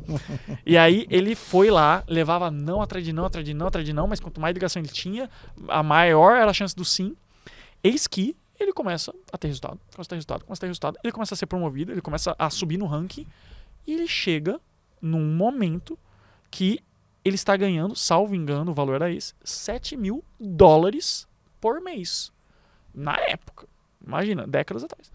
E aí, chegou a hora dele começar a fazer faculdade. Aí ele olhou assim e falou, peraí, eu estou olhando para a faculdade, eu estou percebendo que os profissionais da minha área, eles fazem 5 anos de faculdade, aí passam uns 10 anos trabalhando para começar a receber algo parecido com o que eu estou recebendo agora. Recebendo hoje, né? Então não faz o mínimo de sentido eu seguir esse caminho. Vou continuar aqui. Aí nisso, ele começa a falar que ele percebeu que o produto não era tão bom. Ele vendia pra caramba, mas tinha muito reembolso. Ele falou, vou fazer meu próprio curso de inglês. Foi lá, fundou a WhatsApp. Aí depois, ele vendeu a WhatsApp, ficou bilionário, comprou um time de futebol. Aí vendeu o time de futebol, recomprou a WhatsApp. Agora tem o grupo WhatsApp, tá assim. Que história. Que história. E tem muitos ensinamentos ali. Então, resumindo, leia esses livros para você começar. Aí o segundo passo é começa a questão da fonte de renda como um projeto paralelo. Não precisa meter o louco, porque eu acho que o que trava muita gente é esse medo do tipo assim, meu Deus, mas eu vou largar o meu emprego e mergulhar no desconhecido. Eu não fiz isso. Lá atrás. Eu fiz. Você fez? Me conta aí. Cara, eu, na verdade, tive um auxílio, né? Uma demissão. Eu tinha sido promovido. Auxílio foi eu tive ótimo. um auxílio, né? Na verdade, eu fui promovido para uma nova posição em que eu precisava mudar de cidade. E eu mudei de cidade. Fiquei 1 ano nessa cidade e não deu certo. Certo. Quando você tem transferência, isso pode acontecer. Eu já estava há bastante tempo na empresa que eu trabalhava. E aí fui desligado, vim para São Paulo. E Você isso se transferiu, foi... mas não estava rendendo tanto, aí foi desligado. Exatamente. Tá. Tive as questões lá de trabalho, lá de não adaptação cultural lá para a cidade onde eu estava trabalhando. Entendi. E aí eu vim para São Paulo.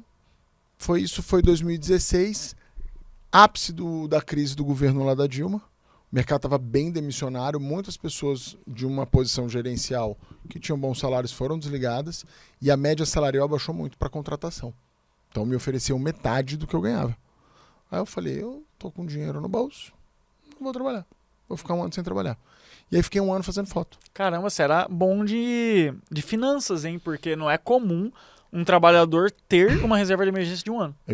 Tinha 2, 3 anos de reserva de emergência. Pô, caraca, a sua mulher Aí- que te ajudou com essa mentalidade? Eu não conhecia ela ainda. Ah, Eu cara. conheci ela nessa fase, um pouco antes, né? Nossa, mas de onde você teve essa disciplina assim? Que você Meu estudou? pai era empresário.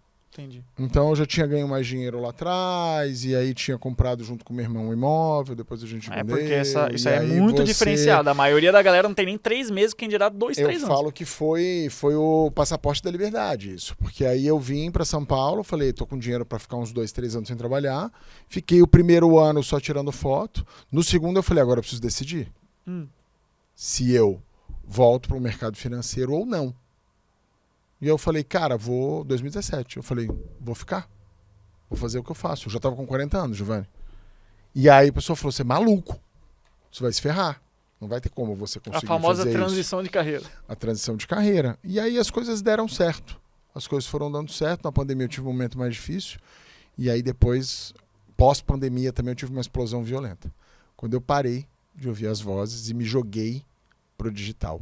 E entendi muitas das coisas do digital. E eu tô muito longe de onde eu quero estar ainda. Eu ainda me vejo no início da jornada. Onde você se vê? Virou entrevista de emprego, né? Onde você Virou se vê daqui a 5 anos? entrevista. Mudou, Mas, assim, o Giovanni tá me Qual que é a entrevistando. sua Boa. ambição maior, assim, cara, que eu chegar lá? Cara, eu tenho uma visão pessoal eu falo que existem, vou falar da parte financeira especificamente, tá? Porque o que eu vou estar fazendo, não faço a mínima ideia. Eu me deixo levar nesse sentido, eu não tenho uma visão. O pessoal perguntar pra mim, o que você vai estar fazendo daqui a 5 anos sendo fotógrafo? Sei lá, cara, mas eu tô amarradão na jornada. Dali veio uma agência de marketing, veio o podcast, veio mentorias, vieram outras coisas. E a gente não sabe para onde a gente vai. Duvido que você pensou na tua jornada toda quando você estava lá atrás. Não. Mas eu falo que tem 3 grandes etapas na vida de uma pessoa. Sair das dívidas, ter reserva de emergência e ter receita recorrente suficiente para você viver sem trabalhar. Isso não quer dizer que você vai parar de trabalhar. Então eu estou buscando a 3ª etapa, que é ter um patrimônio em que você fala, cara, que isso para mim é prosperidade. Eu não preciso mais trabalhar para bancar a minha vida. Porque eu tenho uma receita recorrente que o próprio dinheiro ou empresas fazem, de preferência um dinheiro que não está ligado a empresas. É um aluguel, ou uma receita de dividendos, ou o que for. E a partir dali você realmente trabalha apenas por puro prazer. Eu não me vejo nunca eu aposentado. Essa é uma situação que nunca vai acontecer na minha vida. Eu vou trabalhar até o final, se Deus permitir que eu tenha saúde para isso. Mas para mim é isso. Minha busca hoje é essa tranquilidade. E eu sou muito amarradão na jornada. Então, para mim, a jornada é mais importante que o destino. Porque é todo dia. O que vai acontecer amanhã, Giovanni? Eu não sei. Eu posso nem estar aqui mais. Posso não estar mais fazendo isso, posso estar fazendo outra coisa. E é uma jornada. Então, assim, a partir do momento em que eu saí daquela roteirização que você trouxe, eu vou trabalhar, eu vou ser gerente geral, eu vou ser diretora, eu superintendente, diretor executivo, vice-presidente, CEO. É aquela mentalidade que colocam na sua cabeça. Quando quebra essa mentalidade, uma coisa muito legal é que eu tinha uma sensação, quando eu trabalhava em empresas privadas, de que eu jamais seria tudo que eu poderia ser. Isso era uma sensação. Eu já conversei isso com algumas pessoas que trabalharam no mercado e viraram empreendedores. E depois que eu virei fotógrafo, e no primeiro ano de fotografia eu faturei R$8.000, que não pagava nem um mês das minhas despesas, em 2016 eu tive um faturamento de R$8.000. As pessoas perguntavam, e aí, como é que você tá? Tô ótimo. Eu falava, Tá melhor você que é louco. eu, que 2021 inteiro eu faturei R$0. É. Mas daí vem em dezembro eu fiz 20. Tipo assim, dezembro salvou. Pá! E aí, cara, então assim, chega naquela história que eu falei, cara, Aí os caras, mas por quê? E aí eu falava para as pessoas, eu tenho a sensação de que hoje eu posso ser tudo que eu quiser. Basta que eu trabalhe isso. E aí uma das coisas que eu queria te perguntar, e você trabalha muito essa questão, e você tem isso muito forte, quando a gente vira um empreendedor, e principalmente quem se comunica na rede social, a marca pessoal é uma coisa muito importante. Você tem uma marca pessoal muito definida. Qual é a dica que você dá para as pessoas que estão nessa trajetória e que ainda não tem esse conceito do que é uma marca pessoal forte? Antes disso, eu vou perguntar para o especialista. Eu quero que você defina a marca pessoal, que daí eu vou somar em cima. Mas antes disso, só um comentário. Eu estava ouvindo você falando de, nossa, metas financeiras, liberdade financeira e tudo mais, e eu lembrei da importância da gente ampliar as nossas referências. Porque há não muito tempo atrás, a minha meta era, nossa, eu quero ter 10 mil por mês de renda passiva. Vamos fazer um cálculo, mais ou menos você tem 1 milhão investido, grosseiramente, então você tem ali 10 mil de dividendos, algo assim. Era uma meta minha, nossa, caramba, que massa que vai ser quando tiver isso. Aí eu comecei a andar com umas pessoas que eu comecei a ver assim, caraca, uma delas, um dos meus alunos, inclusive, do nicho solar, que é um nicho que rola uma grana absurdo. Aí o cara era empresário desse nicho, e ele falava assim, não, minha meta, Giovanni, sabe qual que é a minha meta? É ter 1 milhão de metros quadrados alugados. Caraca! Olha o nível do bagulho. E outra, um outro cara, um outro maluco, eu tenho um aluno chamado Thiago Reis, que é o cara lá da Suno, os maiores nomes de finanças do país. Legal. Ele foi, inclusive, um dos meus primeiros, o primeiro mentorado famoso que eu tive, foi em 2022. A gente tá junto até hoje. Aí, o Thiago Reis lá na Suno, ele tem um grupo que é tipo a Suno Premium Master Blaster, que só pode, se não me engano, 60 pessoas e tal. E aí, é fechado, só pode 60 pessoas e só libera vaga se alguém sair e ninguém quer sair. Então, basicamente, é uma comunidade fechada que não virou um clube, né? Virou um clube. E aí, o pessoal lá, eu fiquei sabendo internamente lá que uns velhinhos lá que tava nesse clube, né? Que tem muita informação, assim, quente do mercado. Aí eles mostravam assim... Na verdade, era sobre, poxa, é melhor ter ações que se valorizam no tempo ou ter ações que focam no dividendo, né? Que tem muito isso. Vou focar em fundos imobiliários por causa do dividendo, ações que não pagam dividendos, tem isso. E aí o pessoal, um velhinho falou assim, rapaz, eu gosto muito do dividendo caindo, sabe? Eu gosto de ver aquele dinheiro caindo. É o Bassi, né? E eu gosto daquilo. E aí eu vendi todas as minhas ações, comprei tudo de negócio que dá dividendo, porque eu gosto de ver caindo. Eu gosto de ver aqueles 30 mil ali caindo, sabe? Aí...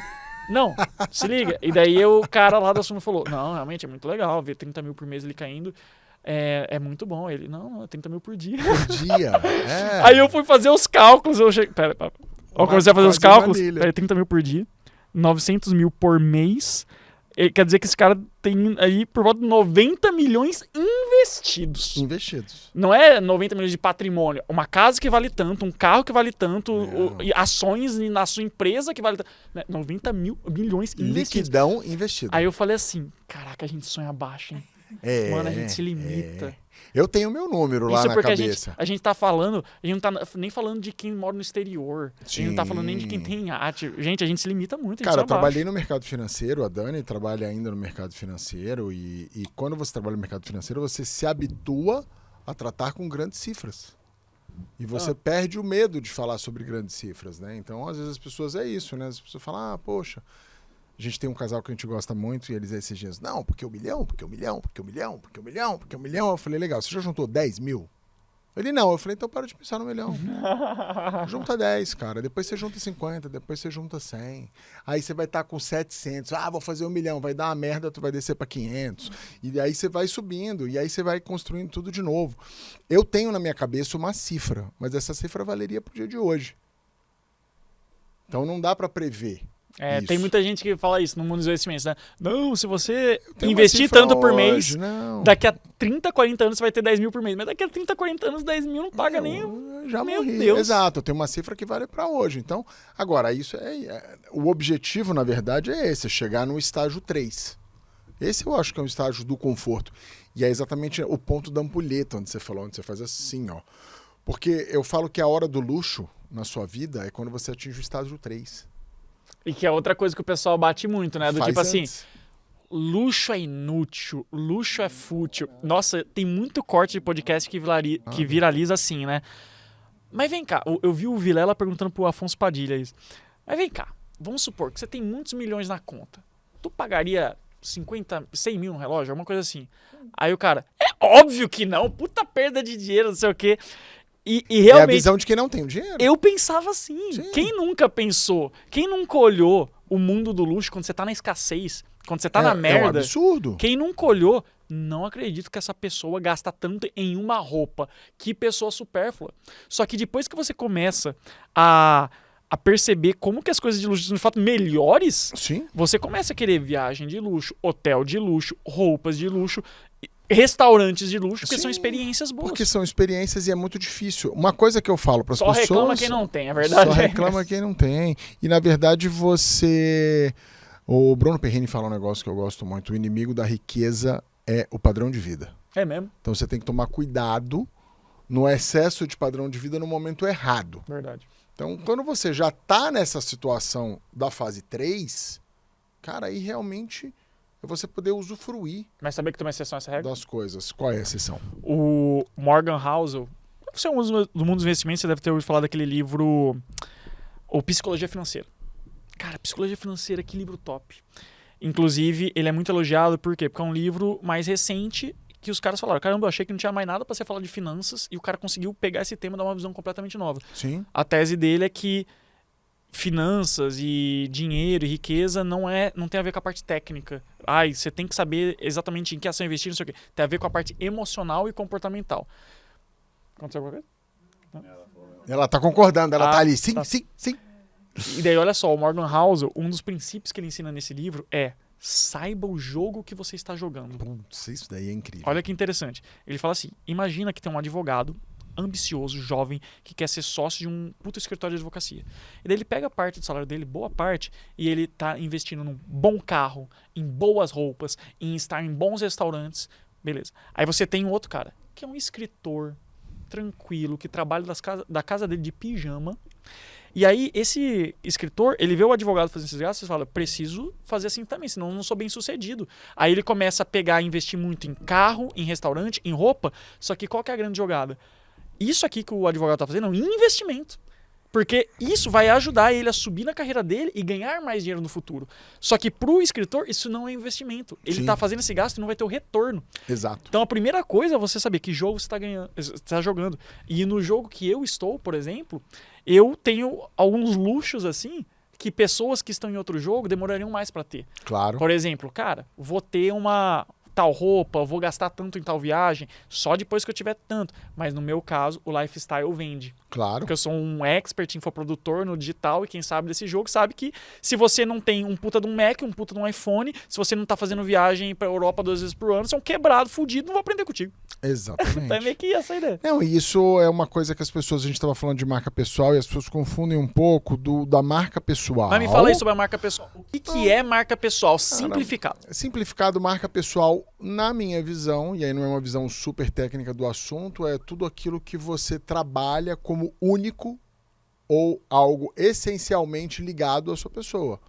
Seu tom de voz, visão de mundo, valores, pensamento, posicionamento, a maneira como você se veste, os ambientes onde você vai, tudo isso é um universo de marca pessoal. Quando a pessoa começa a trabalhar a marca pessoal, é importante que ela vá trabalhando por etapas, senão ela vai se perder dentro desse ambiente, porque marca pessoal tem muitos itens.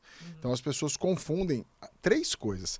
Marca pessoal com posicionamento com autoridade. A pessoa chega para mim e fala, Rodrigo, eu quero fazer uma foto e aí eu quero que você me dê muita autoridade nessa foto. Maravilha. Eu vou fazer uma foto que vai te trazer a imagem da autoridade. Mas tu vai carregar essa autoridade no dia a dia?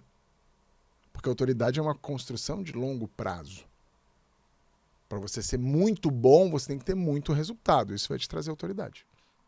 Não está ligado ao acadêmico, está ligado ao resultado que você traz. Você é um cara que ensina oratória, você tem prêmio de oratória. Você ensina várias pessoas, você é uma autoridade no tema, porque você tem quilômetro rodado no assunto. Outra coisa é posicionamento. Quero trabalhar com o mercado de pessoas que faturam acima de 50 mil reais. Você precisa se vestir, frequentar e falar próximo desse ambiente. Senão você não está posicionado para atender esse ambiente. Não adianta você querer se posicionar para esse ambiente e você ter o seu negócio, se ele atende o cliente presencialmente, no local onde a média de renda é 3 mil reais. Nossa, mas isso O é cliente muito de verdade. 50 mil não vai lá nesse local. Eu, Então por você exemplo, eu e precisa- a Micarla, a gente se veste de algumas formas e usa certas roupas. Por quê? Porque, por exemplo, a gente quer atender a elite e a gente quer atender políticos de alto escalão. Exato. Se você não tá ali com roupa de marca, a pessoa já vai falar, quem é tu? A pessoa já não vai nem se identificar com os símbolos mesmo, Com os símbolos. inconscientes. Exato. Quando eu trabalhava lá nessa empresa que eu te falei, que era uma instituição financeira, muito tempo eu atendi governo. Sabe qual era o meu apelido dentro do banco? Ah, Príncipe. o príncipe encantado Por quê? lá. Porque me vestia de uma maneira... Cara, eu falava com 30 e poucos anos de idade, eu falava com o secretário executivo, com o político, com o presidente do tribunal, Que top. que tinha 60 anos, 70 anos. E o presidente do tribunal te chamava de príncipe? Não, ele não. Ele me chamava de... Conta direito essa Ele história me aí. chamava de Rodrigo. Mas internamente tinha a piadinha lá que eu era um príncipe. Por quê? Porque o pessoal de São Paulo me achava bem vestido demais. Entendi. Mas eu trabalhava com alto escalão do governo. Uhum. E aí você precisa É muito chegar engra- nessas esse negócio pessoas de, de uma de outra ser maneira. julgado. É muito engraçado, porque o ano que a gente estourou, que foi 2022, eu e a Micarla, em 2021, a gente morava num apartamento muito pequenininho, na Liberdade, e a gente estourou e começou a fazer uma grana e começou a frequentar certos ambientes que eram totalmente compatíveis com o lugar que a gente morava. Sim. E a gente começou a se arrumar. A gente ia para um evento de marketing digital, cara, a gente se arrumava bem, tava bonito, Na beca, né? chamava o Uber Black lá, e daí a gente saía, meu amigo, a galera do lado tinha uma padaria que de noite o pessoal ficava usando pra beber.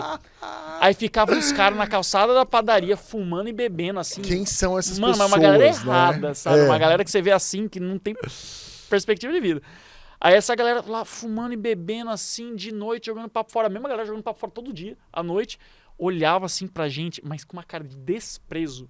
Olhava a Micarla toda arrumada, de Lobotan. E os caras olhavam com cara de desprezo. Olhava de cima a baixo assim, com nojo, tipo assim, julgando. Aí a gente falou, cara, temos que sair daqui. Não combina nada. Aí a gente, no início de 2023, chegou, assim, o ápice, no fim de 2022, a gente não tava mais aguentando, a gente tava viajando só pra não ter que ficar no nosso apartamento. Aí a gente falou assim, se a gente pegar o dinheiro que ele tá viajando e colocar no aluguel, dá pra pagar um puto no apartamento, que a gente tava viajando pra escapar do apartamento. Exato. E daí a gente falou, pô, vamos pro melhor. Aí fomos pra um apartamento melhor, aí falamos, vamos ficar 2 anos nesse apartamento, que é o que a gente tá agora. Já tá menor, já não combina com o que a gente é. Mudou muito rápido. Aí agora a gente já tá querendo ir num negócio um pouco mais fino, sabe? Mas são as fases. Sim, são fases e você vai dando isso por merecimento a si, né?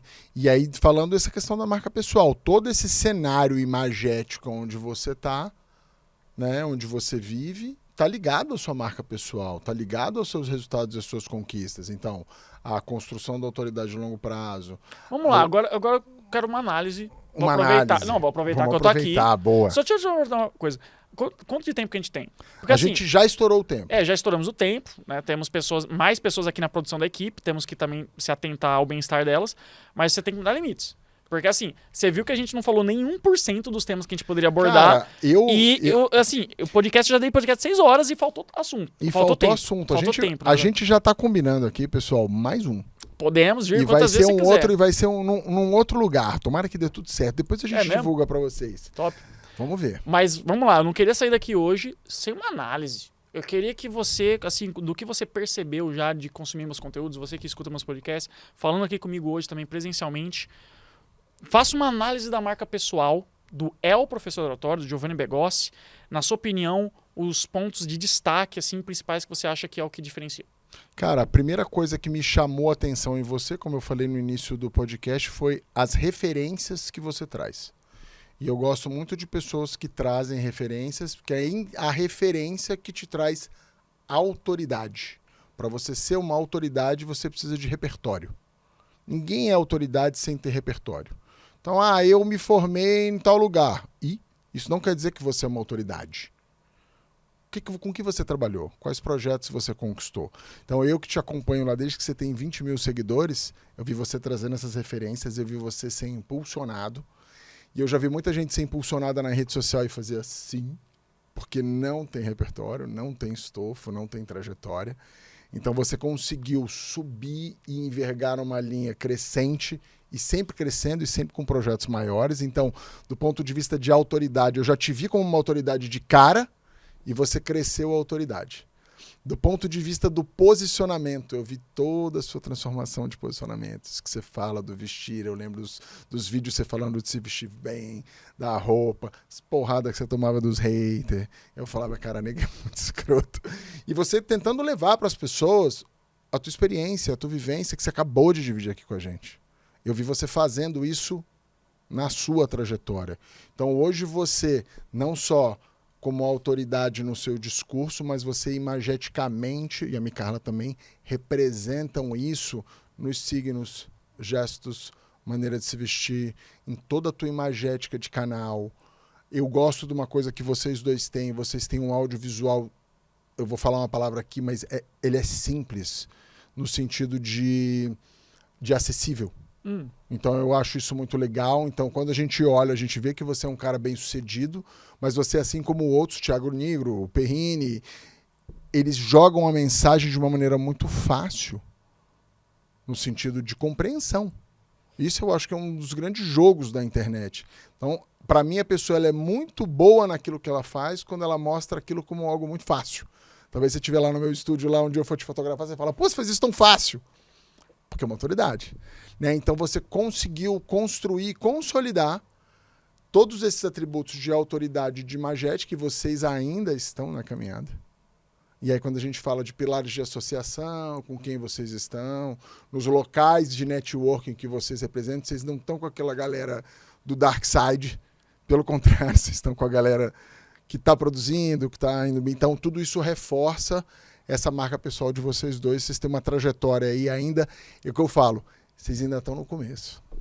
Você ainda tem muito para voar. Fiquei sem palavras depois dessa análise aqui. Você tem muito para voar. Gratidão, eu fico muito feliz que realmente a gente tá passando a ideia certa. Porque a gente se preocupa muito com isso do que você falou do Dark Side. Sim. É uma coisa que eu só tem percebi... uma galera do Dark Side. A gente que é técnico do assunto, a gente olha e a gente fareja esse Dark Side. Mas sabe qual é o problema? É que o pessoal do lado negro da força, eles conseguem se vender muito bem no curto prazo. Por isso que eu já fui engambelado algumas vezes. Ah, sim, quem nunca foi? Então, assim, nossa, depois de ser enganado uma vez, 2 vezes, 3 vezes, hoje a gente já tá um pouco mais calejado e, realmente, a gente procura se associar com pessoas reais, íntegras, de credibilidade, com princípios, que não falam uma coisa na câmera e faz outra atrás, que paga de virtude e só faz merda, que trata mal os outros. Então, assim, cara, a gente se liga muito para isso, de com quem que a gente anda e com quem que a gente relaciona o nosso nome. E isso, gente, isso tudo faz parte da tua marca pessoal. Aquela historinha, né, da vovó. Não anda com esses caras aí não, que esses caras são uma influência. Gente, você falou, pô, quando eu não tinha grana, eu andava com a galera lá que reclamava do bilionário. Hoje eu tenho grana, eu entendo porque o cara compra tal coisa. Diga-me com quem andas, eu te direi quem és. Eu te direi né? quem és. Pô, você eu anda achava... com 5 maus elementos, mas eu sou de boa. Ah, não, eu sou o alecrim dourado do campo. Mas quem né? vê... Quem olha de fora fala, não, amigo, quem anda com morcego vai dormir de cabeça para baixo. E aquele negócio, semelhante atrai semelhante. Sim. E quando a gente vê tais pessoas se associando, a gente já liga. Desculpa, estão se associando, é porque semelhante atrai semelhante, estão na mesma energia, estão na mesma vibe, já sei que não é pra mim. Exato. E aí eu acho muito legal, e muita gente que eu trago aqui no podcast teve essa trajetória de crescimento no digital. E existe uma... Para quem tá fora do digital, tem muita gente que fala assim, pô, o digital é o lugar que vai o cara que não deu certo em nada. Pelo contrário. Eu acho que a gente vive uma fase em que as pessoas que têm talentos do mundo real vêm pro digital e explodem. Por quê? Porque você tem uma disseminação muito forte de mensagem. Então, se o cara ele é um empresário de um nicho, vem para o digital, você vai bombar mais. Você já tinha lá os seus prêmios, vem para o digital que você exponencializa isso. Que assim, não é a história de... E pode até ser, tá? Mas o que é muito mal falado é o life coach de 15 anos. Você entende o que eu quero dizer com isso? O cara que não viveu nada da vida e vai ensinar os outros a viver a vida. Ou o cara que não tem uma empresa e vai ensinar o outro a ser empresário. Essa fase do digital ainda existe, mas cada vez menor. Quem a gente tem visto mais de longo prazo no digital são pessoas que têm uma conexão do mundo real com o mundo digital. E essa é a grande era que a gente está hoje, que é a influência por autoridade. Né? Ou seja, você une os dois mundos e faz uma explosão nuclear. Você viveu financeiramente uma explosão nuclear. Em que você estava, hora que você falou, pô, eu estava ali ganhando isso, aquilo, cara, eu vim pro digital e bum! Ganhei uma grana violenta. E essa progressão que vocês contam, que é extremamente importante para as pessoas se situarem na realidade, de que eu estava num apartamento, aí eu fui para o outro, aí agora eu vou para o outro. Aí eu achava que ter 1 milhão era muito, aí eu conheci o cara que ganha 1 milhão por mês. E vai mudando o panorama. E eu falo que a gente precisa de referências.